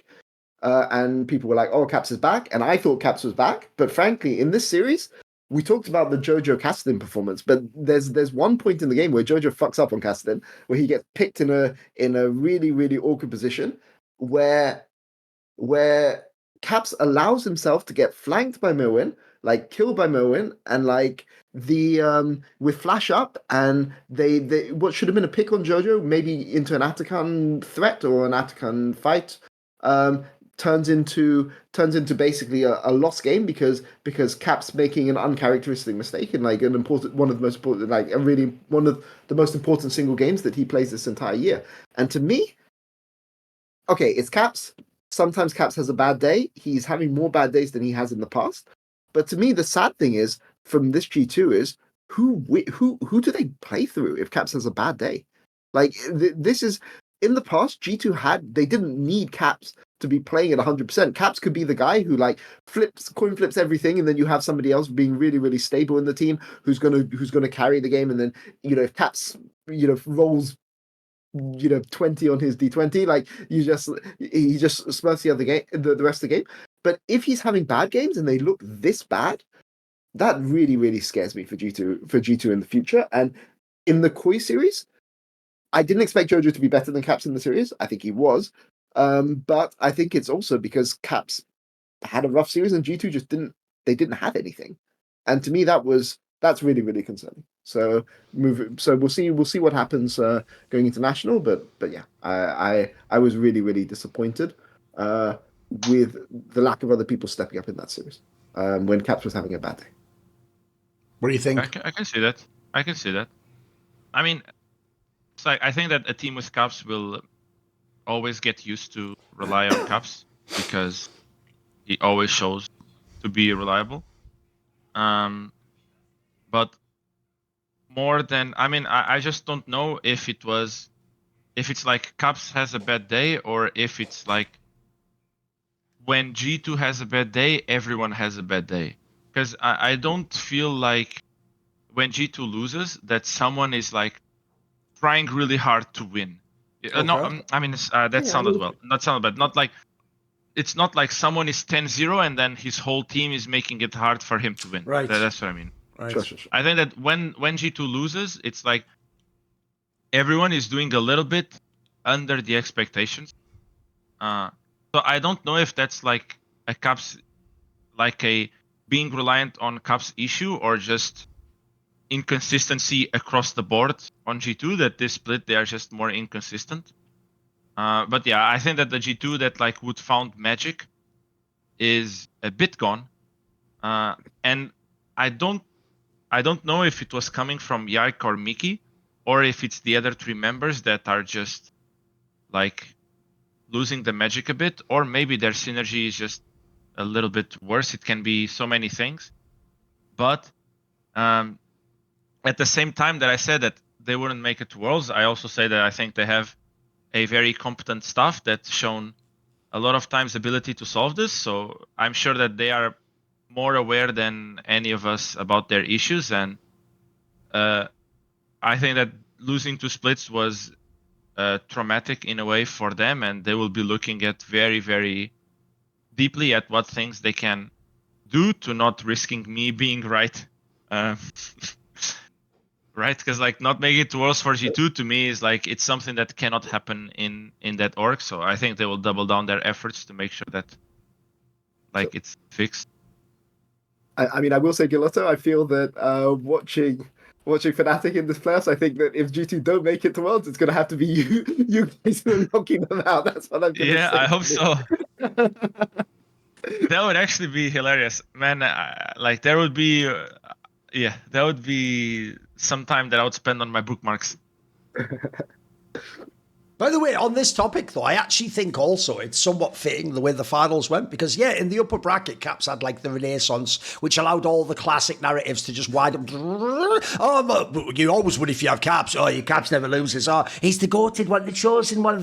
First of all, that wasn't the case in this split at all. Like, by the way, if you want to talk about someone, I have a term in CS, I call them CS royalty, which is once you've won enough and you've been a great player long enough, your name is just permanently good. And it doesn't matter how shit you play in the game, they'll always just go, nah, I think he's pretty good. And like they can be washed. Like if you don't know the player from Brazil, Fallen, he hasn't been good for about 5 years. I'm not even trolling, but like he just has a crazy name because he was an all-time legendary great player. So Caps is now. I'm worried actually for this year because this year's been quite underwhelming. He was all right last split. I think for his standards, he was just flat out bad this split. Like I don't even think he should have been all pro at all. I would literally have had. You can have take Humanoid, Jojo, Vladdy. We can even keep going, mate. Maybe there's even another name I can throw in there. Like I wouldn't have even had him there. So I'll give him the props. He gave the upper bracket performance was good. This final was nothing, mate. It was absolutely fuck all. And what it does tell me, in line with what Peter is saying, is this is where you do know that like the old G2 script really just went like, point one, Caps is the best mid laner and maybe best player in the series, right? Let's go on to point two. It's like, no one else has the option. No other coach or team has that point one. Like, everyone else has to have like a real team, fucking strategy. Everyone took for granted this guy was the chosen one and would just always win. And so as a result, I do think like, I'll use this moment to be shitty as usual. All of you who've told me for the last 3 years, every fucking split that Broken Blade and Hans Sama and the fucking goated players at their positions, well, you know what? It was your chance to carry a series, lads. Tell you what, there you go. Go ahead and carry it, mate. Mate, Hans Sama must be on some fucking cursed monkey paw shit at this point in time. He's had this with Bjergsen now and now Caps. It's like, you got there too late, mate. You're supposed to get there when they're in their prime, these legendary Danish mid laners that never lose and clutch out every series. You're getting there at the end when they're like fucking the player getting like the applause every time they leave leave the game and get subbed off at 80 minutes. That's like the era we're in now. Because I'm actually concerned, by the way, if this turns around. Like in the past, if you even go back, the classic one was 2022 spring. If you remember, where Caps was like slowly, and it's at the end of the Ari glow up, and he had the 24-game win streak.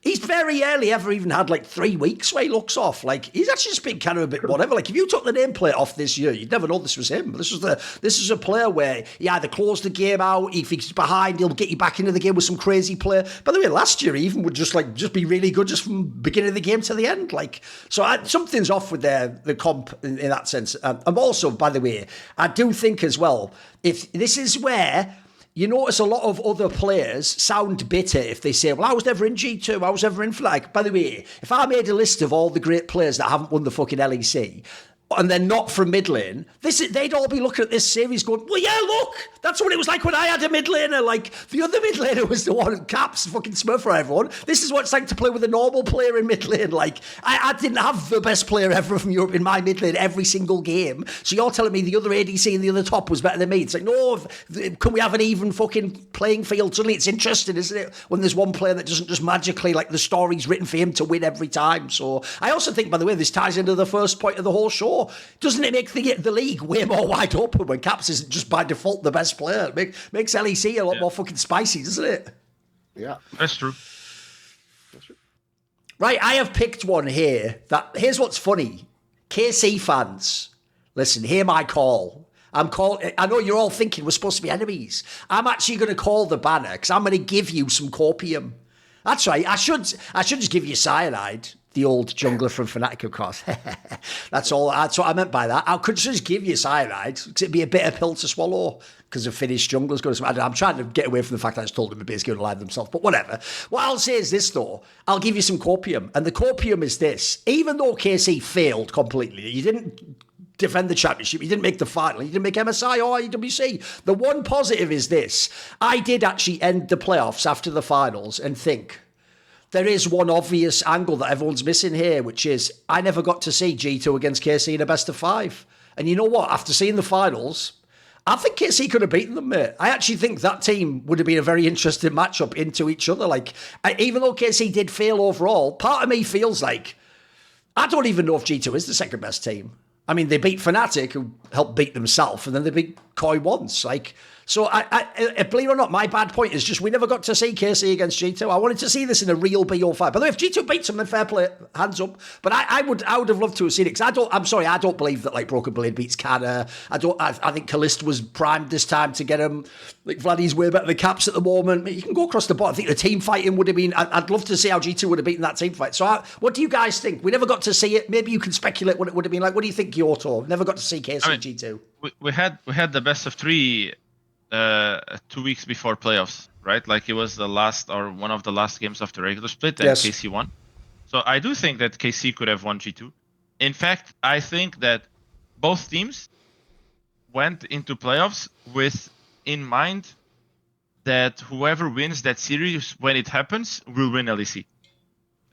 You know. Oh, and also I forgot to mention, if you look at that scrim sheet, it's only early in the split that G2's ever winning. After that, they're losing all the time to KC guys. They're just losing the last months. Yeah. But even at looking at that, you see that G2 did not scrim KC. Yes, and they also stopped scrimming them. Yes. And last split there was like this whole talk that Rhea, I think, came in and say that G2 showed everything in scrims. They showed their whole prep, yada yada. So they were expecting probably KC to make it. And I know from the KC side, right, about like when Kalista talks about like the 3-0, when Apple says that KOI is going to cry, that they were expecting to face G2 as well. And yes. I like it's very easy to assume, right, that KC basically over prepared G2 and not really focused too much on KOI on that weekend because they would have to play both. And it's sad because I think it's sad to not see that series happen because I think that both teams would be very, very well prepared to meet each other. I think they were building up for that show since the start of the split almost.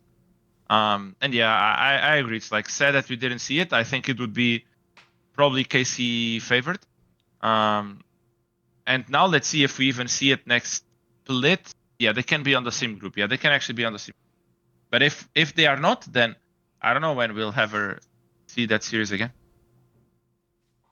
No, I fully agree. I mean, obviously we only got to see Koi versus KC and Koi versus G2, and obviously Koi play the game in a very, very specific way that like neither G2 nor KC play, right? Like, so it's kind of hard to judge because yeah, it's kind of hard to judge playing against this opponent because I would say Koi are very systematic in how they want to play the game. And it's not the same as either of these two teams. I will say that I did think, from what I saw in regular season, that KC would be favored into G2, and I think I don't know a format you could do where this would work out better. The only thing I would say is that the series that G2 won in upper bracket against Fnatic and Koi. Yeah, was the day after Koi had just played a best of 5 against KC. Yeah. That like I know Sure. that they were literally home at 2 or 3 at night, right? Like, and then they have to go Right. play a series afterwards with no prep and things like this for G2. And I think that may have made G2 look a bit better than they were in upper bracket in the upper bracket finals.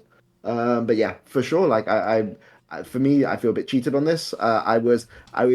You know, I'm supporting Koi, but like I would have loved to see the KC versus G2 series, and I feel a bit cheated that we didn't get it. But yeah, you just have to beat what's put in front of you, right? And they weren't able to do it, so. Also, shout out to that guy from Karmic Corp, Apples, for becoming the new Guilhoto. Because as I've pointed out a million times, technically Guilhoto isn't wrong yet.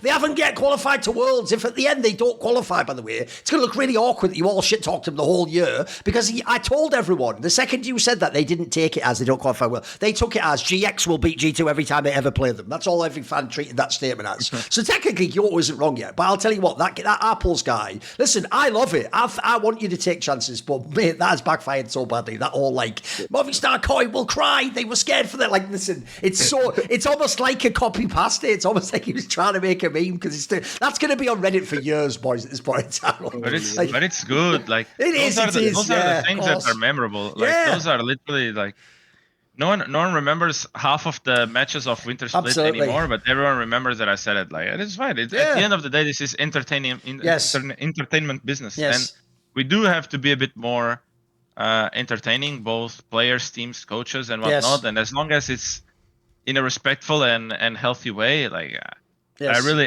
don't mind. To me, it's like, unlike the players, I have a really easy time of dodging the flame in social media, and I use that to fuel me as well whenever I don't dodge it. So like I will keep doing it. Like it really won't like bother me at all the shit talk that I had.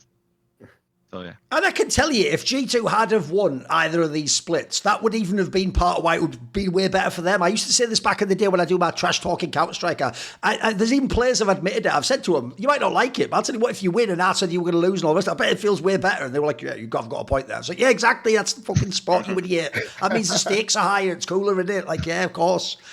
Right, okay. Let's go on then. What is the ugly point going to be here? So it's your ugly point. What I start, yeah. I went with the fact that finals were on Studio once we had the roadshows. To me, that's the ugly one. Yes. Holy moly. I mean, being in Madrid and like... It looked like it was rocking, mate. That stadium looked sick. Yeah, it was insane. It was insane. And then I see the finals and I see like some blends. I know, true. You know, like this... I see the KC event with all the problems that both events had, and the lights and the lights going out and stuff like this. One, I did feel like those were much more hype, much more absolutely finals environment than the finals itself. So yeah, to me, that's the ugly one. Yeah, I mean, I think this is a great ugly one. I didn't even think about this angle. Maybe I should have. But like, this is like the finals were, holy moly, were they anticlimactic? They were like, what, 100 fans in the studio versus 15K. Actually, how many were there in Madrid? I only know what KC's. I think 9. 9,000. Yeah. 9,000. Yeah, but I mean, like, obviously that's going to be incredibly more hype, and like yeah. I mean, I to be honest, I don't even know what they were going for with the plants. It looks so ridiculous. It looked really ridiculous. I'm going to be honest. Like, is it because it was spring or something like this? Is that the theme? I don't know.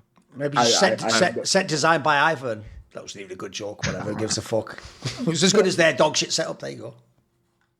But I mean, to me, this is the And- weakness of roadshows, right? Because now they've like shown up what we could be Yeah. having, because otherwise you could just say, oh, trust us, it's still hype in the studio. But now, no, we've got the evidence. We've literally seen it 3 weeks ago. Like... The thing is that if I remember correctly, they stopped doing that because they said, "Oh yeah, this finals, they have a less weight than season finals, right?" That was like their Right. argument for the studio was literally this, right? Right. But then they end season finals and they still have the finals in the studio, while having roadshow. I mean, one of my best memories losing a final was against Fnatic, I think, where they had to walk and go up some stairs to go to the place to lift the trophy. And I said to my team, like, if we ever want to be consistent on winning, we have to know how to lose. So I want us to stay here and see, because this is not a habit in esports, right? This is a habit in traditional sports, but not in esports. So we stayed and we watched them lift the trophy. And this is like one of my best memories. But then I'm watching the stream and they basically like end the game and the trophy's right there and they walk to it and they lift and like nothing really happens. And I don't know, it's just it doesn't feel like a final. And I think that this split, it had so many storylines this year so far with KC and Koi winning. It has so many good things that I think are not being celebrated enough, with the finals being in the same setup as a regular split. That is not even full. It's like Yeah. it's not even full. Like the whole Riot studio is not even full. And it's not like we don't have fans, right? And this is the thing, is that this is how you make your long-term fans, right? Like these because obviously it's no secret that the League of Legends player base is aging, and you need to renew people because people will generally drop out from watching. And like, I will tell you that the number of people who came to me and said that they still watch LCS now, LTA North, because of like the Danny final thing, right? Because they were there in the final, they'd gone because they were friends and things like this. And like, Peter, it was against me, you know? I remember that. I remember the Nash HP going up. Yeah, I mean, I will say sometimes the heavens are on your side. Like, I mean, I feel really bad for because I mean, he smited perfectly. He smited like inch perfectly. It's just if he's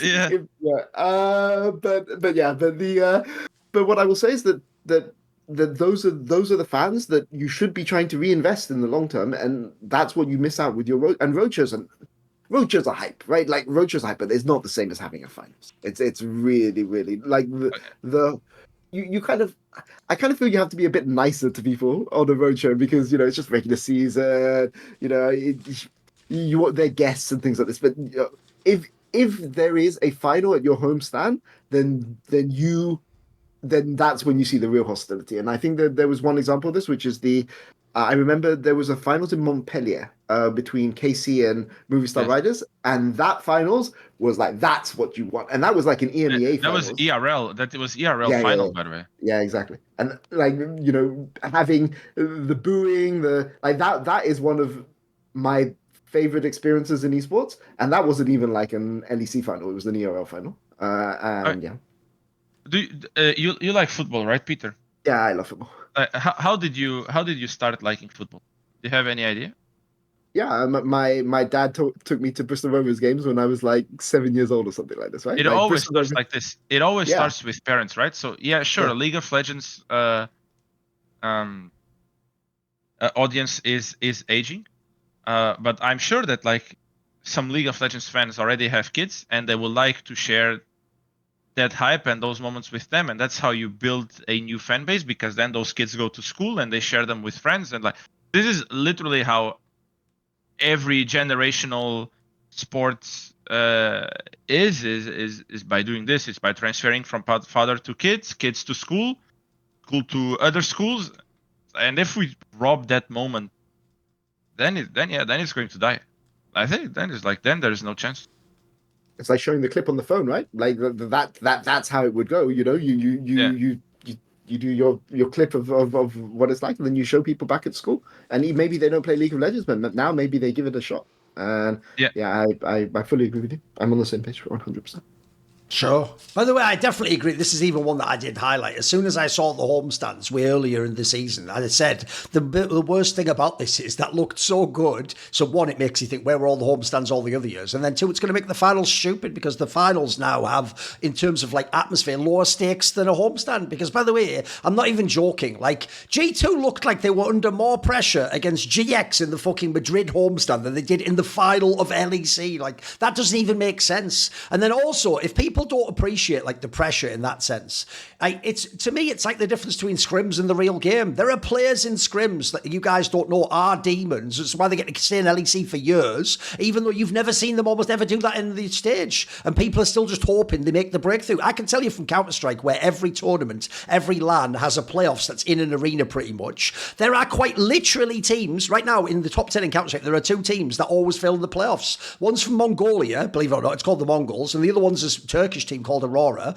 In the group stage, these teams have literally beaten the best teams in the world, and they can always make the playoffs, it seems like. But in the actual playoffs, they crumble because when they go on that big stage, the crowd, something gets to them. They don't quite play the same way. They don't have the same poise, etc. By the way, I want that for teams here. Like another thing that I think sucks is, I'll give you an example. People are going to think I'm flaming now, but I'm not. You know when you have rookies like KC win the split, I wanted them to win in front of a giant arena. You know what? I want to see, how do you actually handle? It's one thing to win. It's one thing to do it in front of this massive stage too. That's another massive issue for me. And then also, I think a really underrated thing is this. You want to create, as the broadcast, as LEC, you want a mystique around being in the finals that currently doesn't exist. Right? I'll give you an example. We have a thing. It turns out they did this by accident, but it ended up being really cool. In Counter-Strike, one of the most famous events is the Katowice event. It's actually the one they've just ended. They're moving to Krakow and Poland now. But IEM Katowice is a really legendary event. And what they did that was quite clever was they made it where obviously you only get onto the stage or in the playoffs anyway. And on the stage, to get up to the stage, you have to walk up some stairs. So what they did is they put the name of each champion on each stair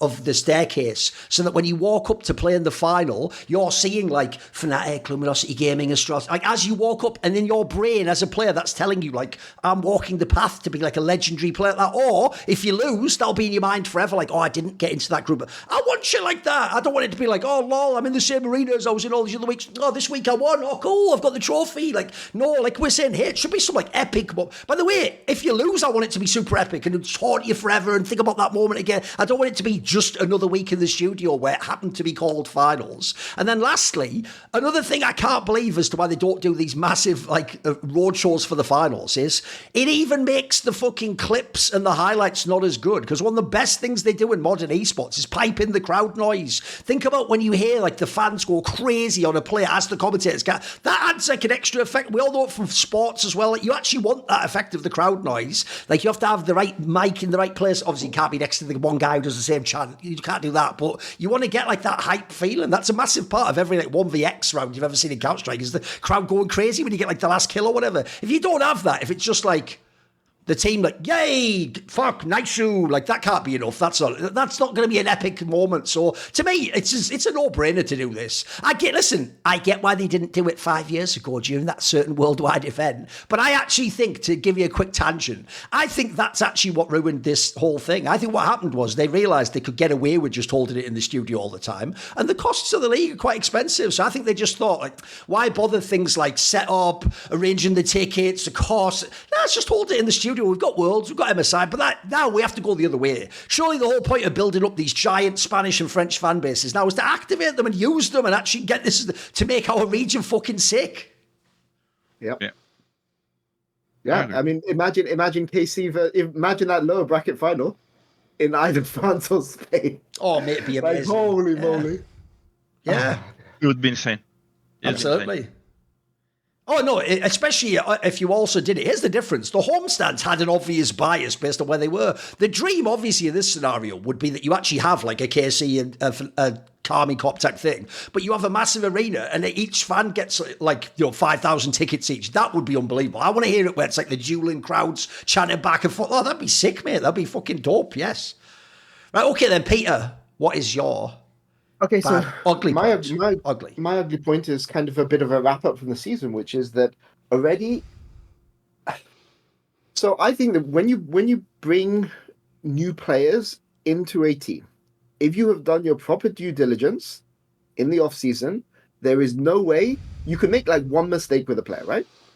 But there is no way you should be completely overhauling your team after like single round robin in spring and like a few like 3 or 4 weeks in winter, right? Like to me, I think that if you are doing those kind of changes, you've really, really fucked up your scouting, and it shouldn't be on the players. It should be on the orgs for like not doing their proper scouting properly in the first place, right? And I'll give an example like this, right? Like the example is that I was given is Ruby. Like I completely misjudged Ruby's mentality, like and dealing with the step up from being in ERLs where he was like just able to outskill people and everything was very, very easy to actually things becoming really, really hard once he was in LEC and he wasn't like the top dog, right? Automatically.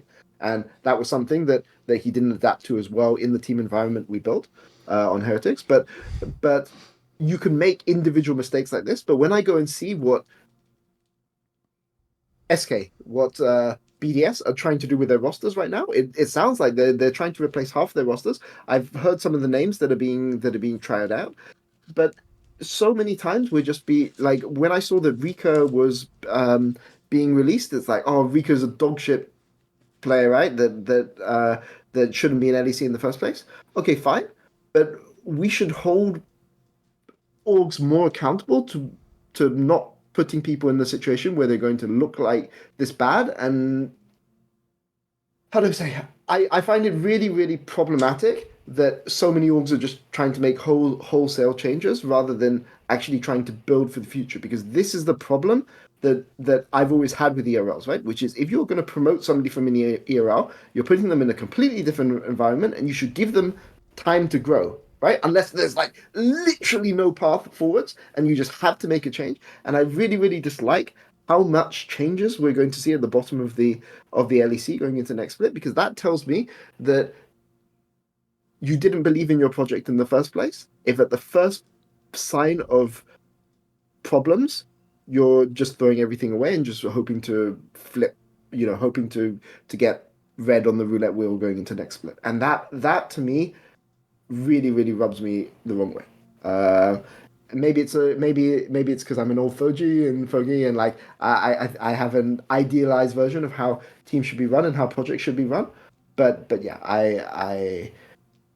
I dislike that, for instance, SK didn't allow the BDS Academy Light thing to run for a bit longer instead of just 9 regular season games, right? Like with Kaduri being brought in. Like to me, that I don't like that.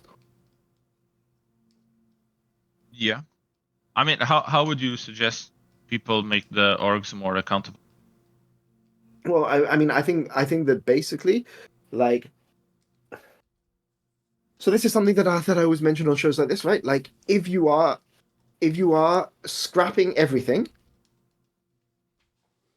so many times it's so easy to blame the players, right? It's so easy to blame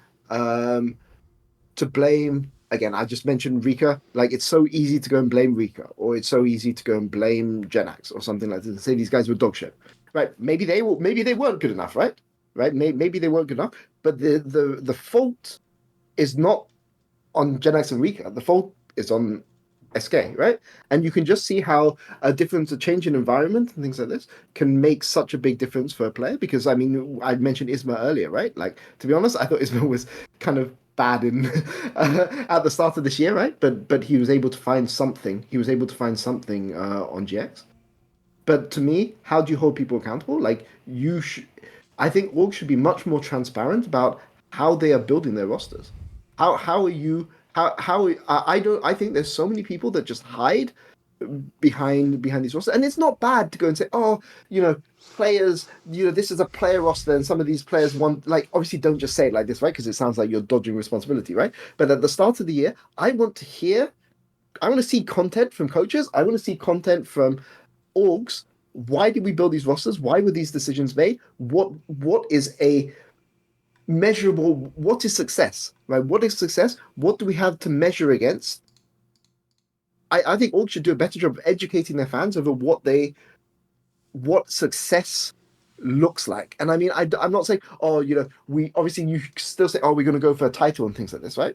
But I don't think people say enough of, this split is really, really important. What I really care about is seeing our team improve day to day, right? And we're building a foundation, and in summer we're going to go and compete for worlds and things like this, right? You don't see people say this enough. So now, what's going to happen?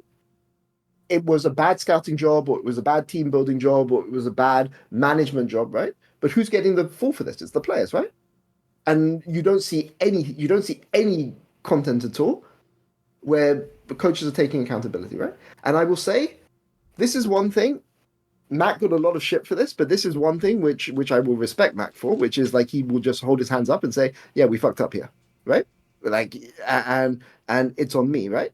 But I think that a lot of these other situations, it's just players taking the fall for to me what is a management issue, right? And that is,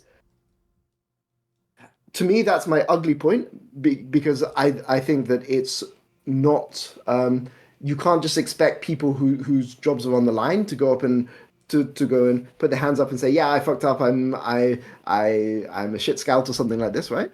But I think that as a community and as fans, we should hold orgs more accountable. And my final thing that I will say on this is the Jojo example. Again, sorry to keep going back to Jojo, it's just so easy in this situation. Look at the difference between this guy on Cloud9 and look at this to this guy on Koi. But Cloud9 didn't even do a thank you Jojo press, right, when he left, right? And nobody on Cloud9 is putting their hands up and saying, oh, we fucked up here. It's scapegoat the player as hard as you possibly can so others can dodge responsibility. And I feel that this is what I'm seeing. This is why these wholesale roster changes like really, really rub me up the wrong way. Because if you had faith in your project, you wouldn't be making a change. You wouldn't be making wholesale changes and scrapping things and starting from scratch after such a short period of time, right? And I don't. It's easy for me to say this from the outside, now that I'm not working frontline as a coach, but it rubs me the wrong. I mean, I agree with that. I think that there's like some exceptions and some situations that can be seen as not a change of project, but a change of piece that aligns better with your project. But Sure. when you kick multiple players, like I don't know how many BDS is kicking, but I know there is a chance that there are multiple ones. I'm not going to talk about Rogue because if Navi is coming in, then it's obviously a different project, right? I mean, it's a project. I don't know if Rogue had one necessarily. But like when SK changes like this, I think definitely is change of project and is not necessarily. It's obviously not good, not fair for the players. Literally, as you said, right? Like maybe they are not good enough for LEC, and maybe they shouldn't have been here, but now they are damaged for a much longer time, and that responsibility. Yeah, I mean, for sure, it has to be somewhere along the lines of the org, but you know how esports goes, and everyone wants to keep their job, so you're not gonna listen a lot of my bets. On Vitality, I honestly had no clue what they were doing with Niski. I don't see it as a change of project because to me their project is Naknako and Xayak and Linkas. But I do see it as you are like, I think that your reasonings are full cope, honestly, because you brought Niski because you want, like, you took Hilisang because you weren't really like happy with the progress that you were making. So then you bring Niski because you think you need some more guidance. But now, fuck guidance, and you take Niski and you bring another rookie, and where is your guidance from that you said you were needing in the last split? So I think that there is just like a lot of that as well, and I do that sometimes. I think we all do.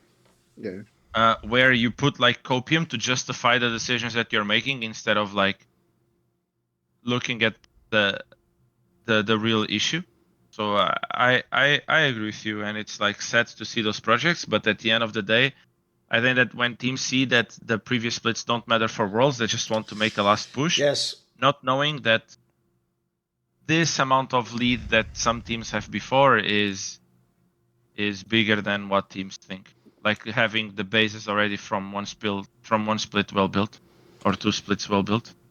It's actually why I think the question you asked was a very fair one, which is, well, essentially, how do you enforce this, like, accountability? It's one thing to say, like, look, then, as pointed out, even Peter pointed out, they're not going to come forward themselves and go, hey, guys, stop blaming my mid lane. It was actually me, the GM, who fucked the whole thing up. And by the way, can I still have my job? I'm only money for next year. They're not going to do that. They're not going to throw themselves on the funeral pyre, as it were. But I actually do think that Guilhoto at the end there nailed what one of the biggest problems is, which is because we're right back 10 years past how EU LCS began, where it's just summer split playoffs qualifies you to Worlds. That means that anyone who doesn't have a good squad, in their opinion, before summer split playoffs, maybe even during the split, will just gamble and make a crazy roster move, just buying a lottery ticket to see if they'll make it. And I think that is terrible for building squads, building fan bases, building a narrative. That's just gambling at the end that you get the big prize. And if you did, by the way, even if you win in that scenario, you've sort of ruined the whole year for your fucking team. Like, what was the point of that? Well, you were just wasting people's time. And also, if I joined the squad, it's one thing if at the end we all fail, right? So we all failed at the end. We didn't qualify. Okay, I'll take that as a player. I didn't play well enough. The coach maybe didn't do a good enough job. Yeah, the GM didn't do enough job. But the idea you hire me, we work together the whole time, and then right before, let's say, playoffs or the last split, you just fire me. Well, then what was the point of this for any of us? Like, what were we building towards? I'll even throw this in there. Here's actually a minor diss towards coaches, right? Obviously, I understand sometimes GMs choose the players, not the coaches. But coaches sometimes have a say in who gets benched if they gamble like this, right? If you same coaches are going to whine like little bitches for the last 2 years about that LEC format, oh, the PO1s, I have to win every PO1 or I get fired from my job. I don't have time to improve the team because I have to practice for next week. Well, then you know what, motherfucker? The second you get eliminated from the split, you've got loads of time to work on the fundamentals. That's where you can now show me how great a coach you are. Like, get in the practice server, build up the concepts that you missing, work on all these things. Now you've got time. Which is it? Are you a coach or not? Do you have to just be given the best players, or do you work with the players too? And here's the reason why I actually think the sporting example is throwing this off, which is in football, it's very famous you fire the coach. The difference is the top coaches in football are like half GM. They get to choose which player comes to their team too. They get to say, like I said earlier, bring this guy from my old team. He was a really good winger. I'll make him work in the squad. Or, buy me this striker for like £50 million. If you fire that coach, I don't necessarily blame you. He actually did get some of the things he wanted. I also think, though, sometimes in league, I know there are some coaches, put it this way, maybe I won't mention names, but there's some coaches of top orgs that didn't get to choose the players. And I mean, all right, I'll give you one. I think an example is like Nightshare. I don't think he chose most of those players, man. I think he just came in and he had to just start working tomorrow. Remember, he didn't even join at the beginning of the split. He just had the players he had. He had to just do what he could do with them. Who knows, maybe he got to say no coming or something. That might be about it, though. Aside from that, he just had to inherit that squad and do what he could with them. If you then fire him at the end of the year, it's like, well, it can't all be his fault. Come on, like, you didn't give him the pieces. Like, by the way, also, looking back now, if you're a Fnatic fan, that Nightshare guy did a pretty good fucking job with some of those rosters in those last 2 years. Give me a break. Look how fucking hard the league is now. It's insane. So anyway, I do think it's fucked up. I hate it as an angle. Go on, Peter. But I think just to circle around, so firstly, like,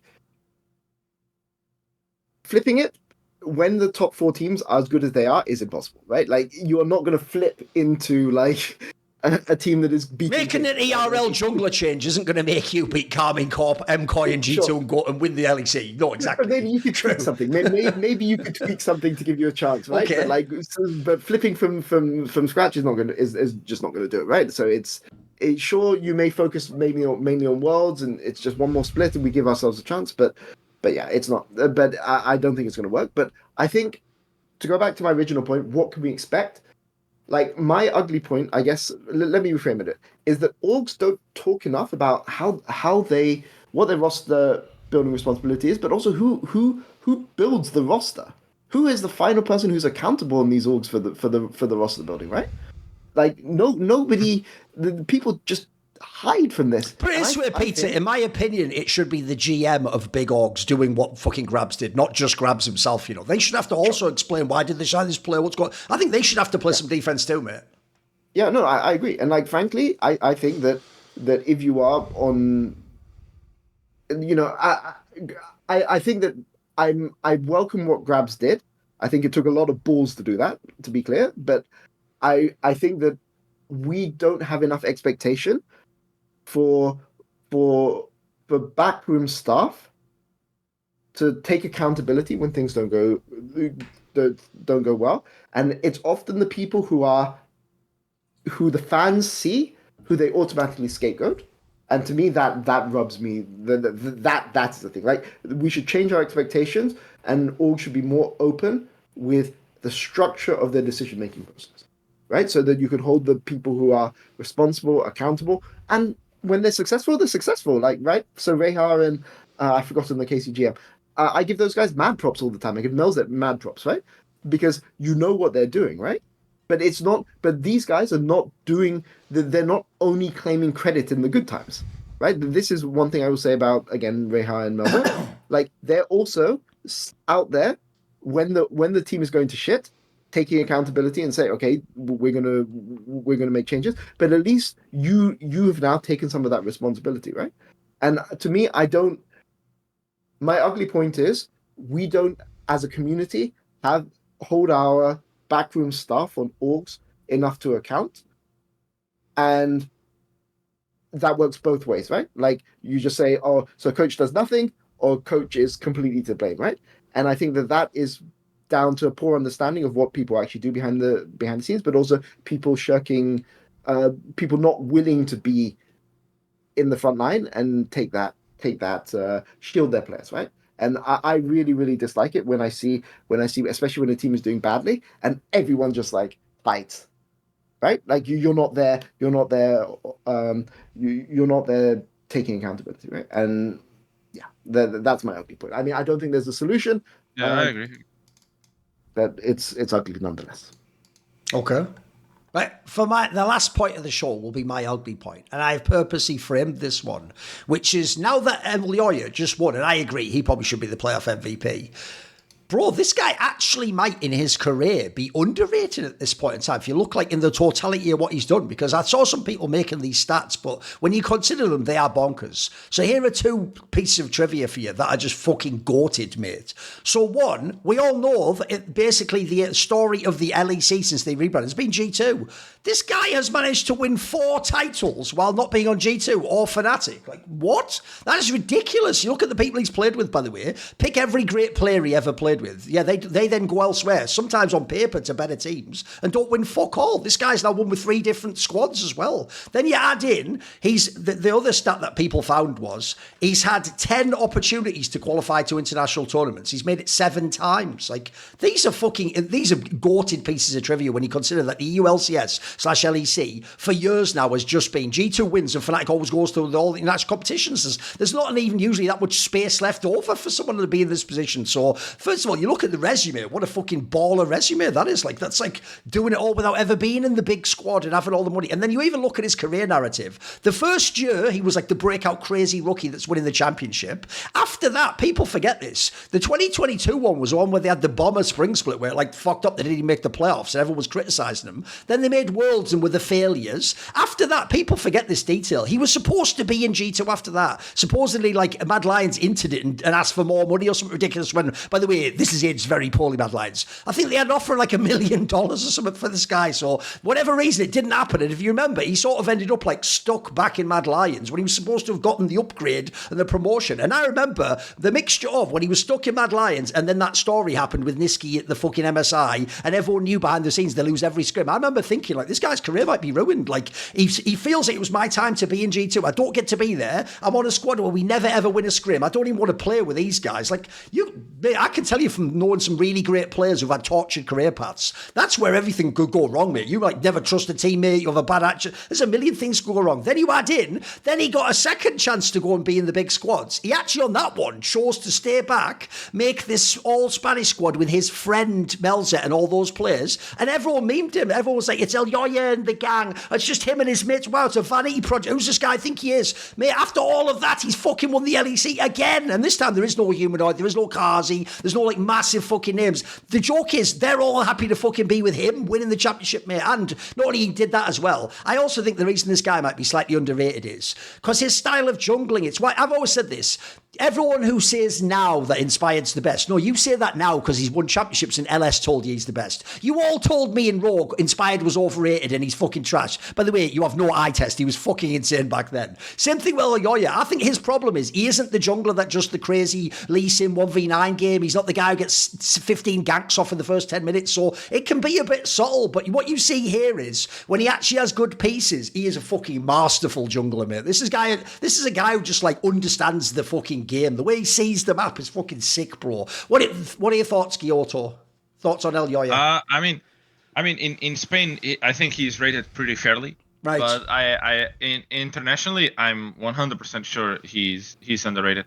The fact that he accomplished this even shows the mistake that Mad Lions was about to do. If in case that the Ibai thing doesn't come to fruition, that they wanted to kick Elyoya to bring Linkas already, if I'm not mistaken. Holy shit!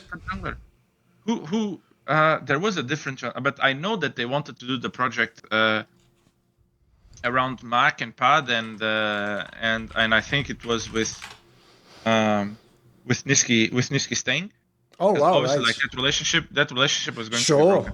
Yeah. And the fact that was going to be the path chosen, and the fact that was not the path chosen and still had a lot of criticism from the international community just shows that there isn't. I'm not sure if I would call it underrated or overrated, but for sure there is not enough respect put on Elyoya's name. To me, the fact that he won 4 titles without being on G2 on an era that it looks like it's a never-ending G2 G2 fest. And mate, it's not like he was carried. He was one of the main reasons they won these titles. This guy was a big part of it. Yeah. To me, it's like there is not enough respect, especially from international community. That's my take. I mean, I think it was very easy as well to dismiss this. Like the problem is that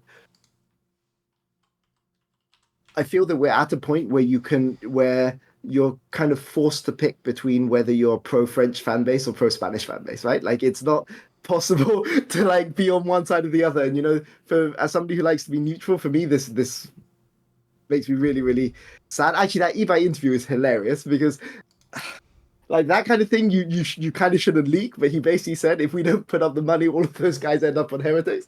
And that's straight fire banner though. I mean, I will say Bucket was set in stone though, right? It was like that, but without Stupa, right? But but like Alvaro and Merwin like were players that Heretics really, really wanted. I don't really want to talk about what happened in that off season, but what I will say is definitely like with Flacket. Wasn't it the problems? I can tell it for you, Peter. Like, wasn't it the situations that the interest of Mirin went a bit lower because he wasn't challenger or something like this? So what I will say is that Flacket was locked. No. Flacket was locked because he is, we just promoted him the last split. Whether or not he should have been promoted is something I don't really want to go and talk about. But basically, he's promoted for one split, put you 4th in the league. If you go and kick that player after you do that, that is like bullshit. Like that is like damaging for long term. Like that's just not acceptable, right?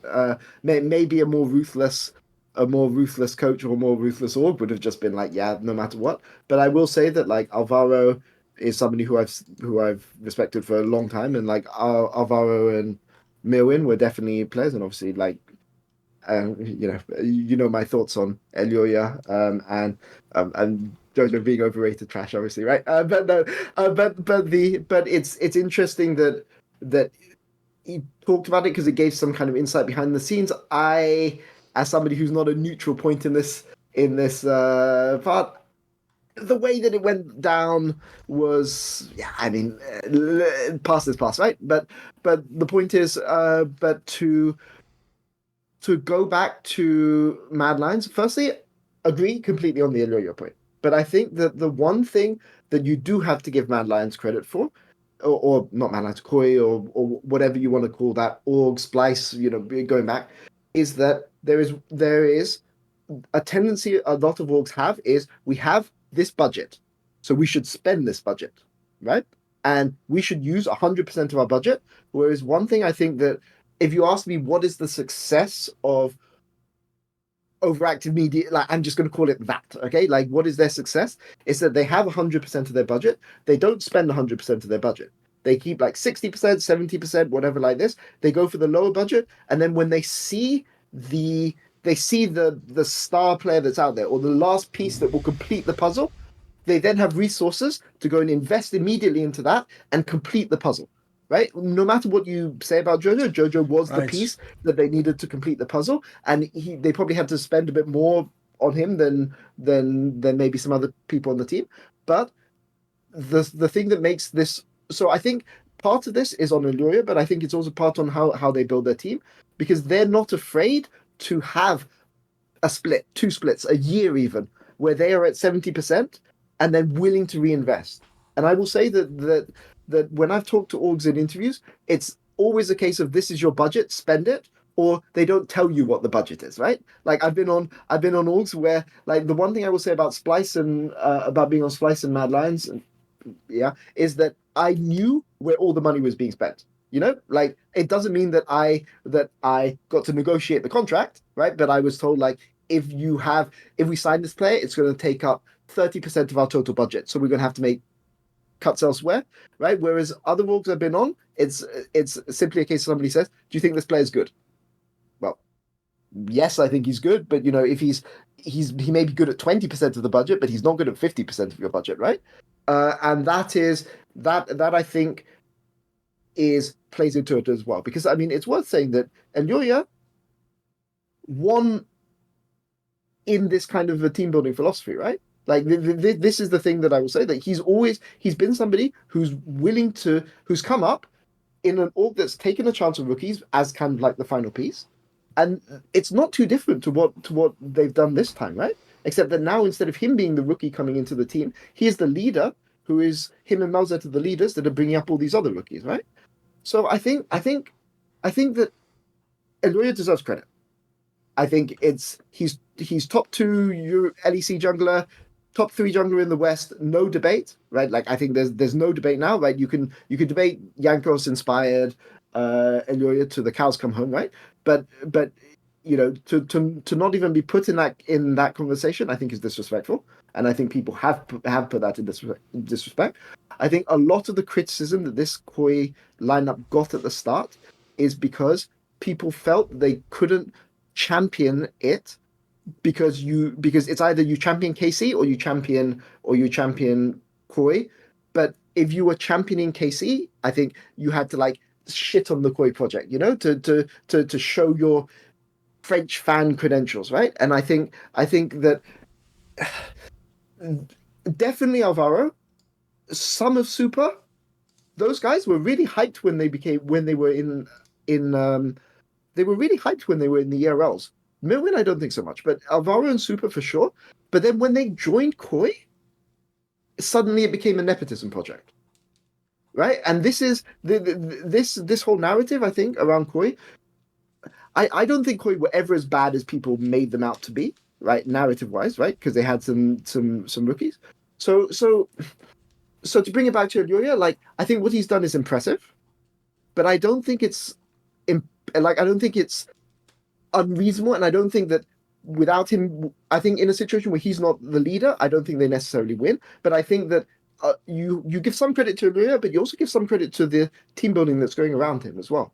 And I think that's important. By the way, I've got a follow-up on that, which is that's also why I give him extra credit for this squad. Because if everyone remembers the worst moment in Mad Lions, which was when they'd won that split in incredible split. The joke is the one where Mac apologised for winning because everyone thought they were so shit at the time. They went to MSI and looked absolute trash. And then famously that video came out where like Niski and Elyoya were arguing. And I think a lot of people, because remember, a lot of like Americans, for example, they hate it when anyone's like raising their voice or getting angry. They're on some like gentle parenting shit, like, well, put him in timeout. Like, what's he doing screaming at his teammate? And I always told people, even though I like Niski, I actually fuck more with the Elyoya side of that because Elyoya sounded super driven to win, bro. His whole shit to me wasn't that he was raging. It was more like, what the fuck are we wasting our time for? Like, this isn't who we are as a team. Like, we should be fucking way better than this. Whereas I actually, even though I understand Niski's thing was like to like, you know, fucking de-escalate the tension, his whole thing was sort of like, who cares? Like, just go for a walk. It's like, those are two different worldviews. So what I appreciate is not only does Elyoya have his own perspective as a captain, like he's obviously the one that holds you accountable, but then if you're going to do that, the ultimate way you can show me that it's not bullshit and you weren't just raging is why don't you go and recruit the players who would fit that style and would actually work with what you want to do. And that's basically what he did. And that's why I say on the first point that Spain won the LEC. Because, bro, before that, Spanish players aren't relevant. You have the odd one like the Mythies and the fucking Razoks of the world, the Expeces. They're like the super talents. The idea anyone would make a nearly all Spanish team and then you hear that it's like his friend's the coach. Sadly, that's why people thought, it's the opposite. He doesn't want to compete. He just wants all his mates and everything to be his way. Well, no, what he did is he did some of that and then he fucking won the championship doing it with all players that none of us would have said would be like all LEC pros, etc. Like maybe people thought, like as you say, like the bot lane could be good. Bro, Alvaro sometimes looks like the best support player at times. He's fucking amazing. So, man, props to this guy. Like, yes, in a way, I give him like mini GM props himself how the squad was made. Yeah, for sure. I think the only other person. The only other person who's done this is Pucks, right? Yeah.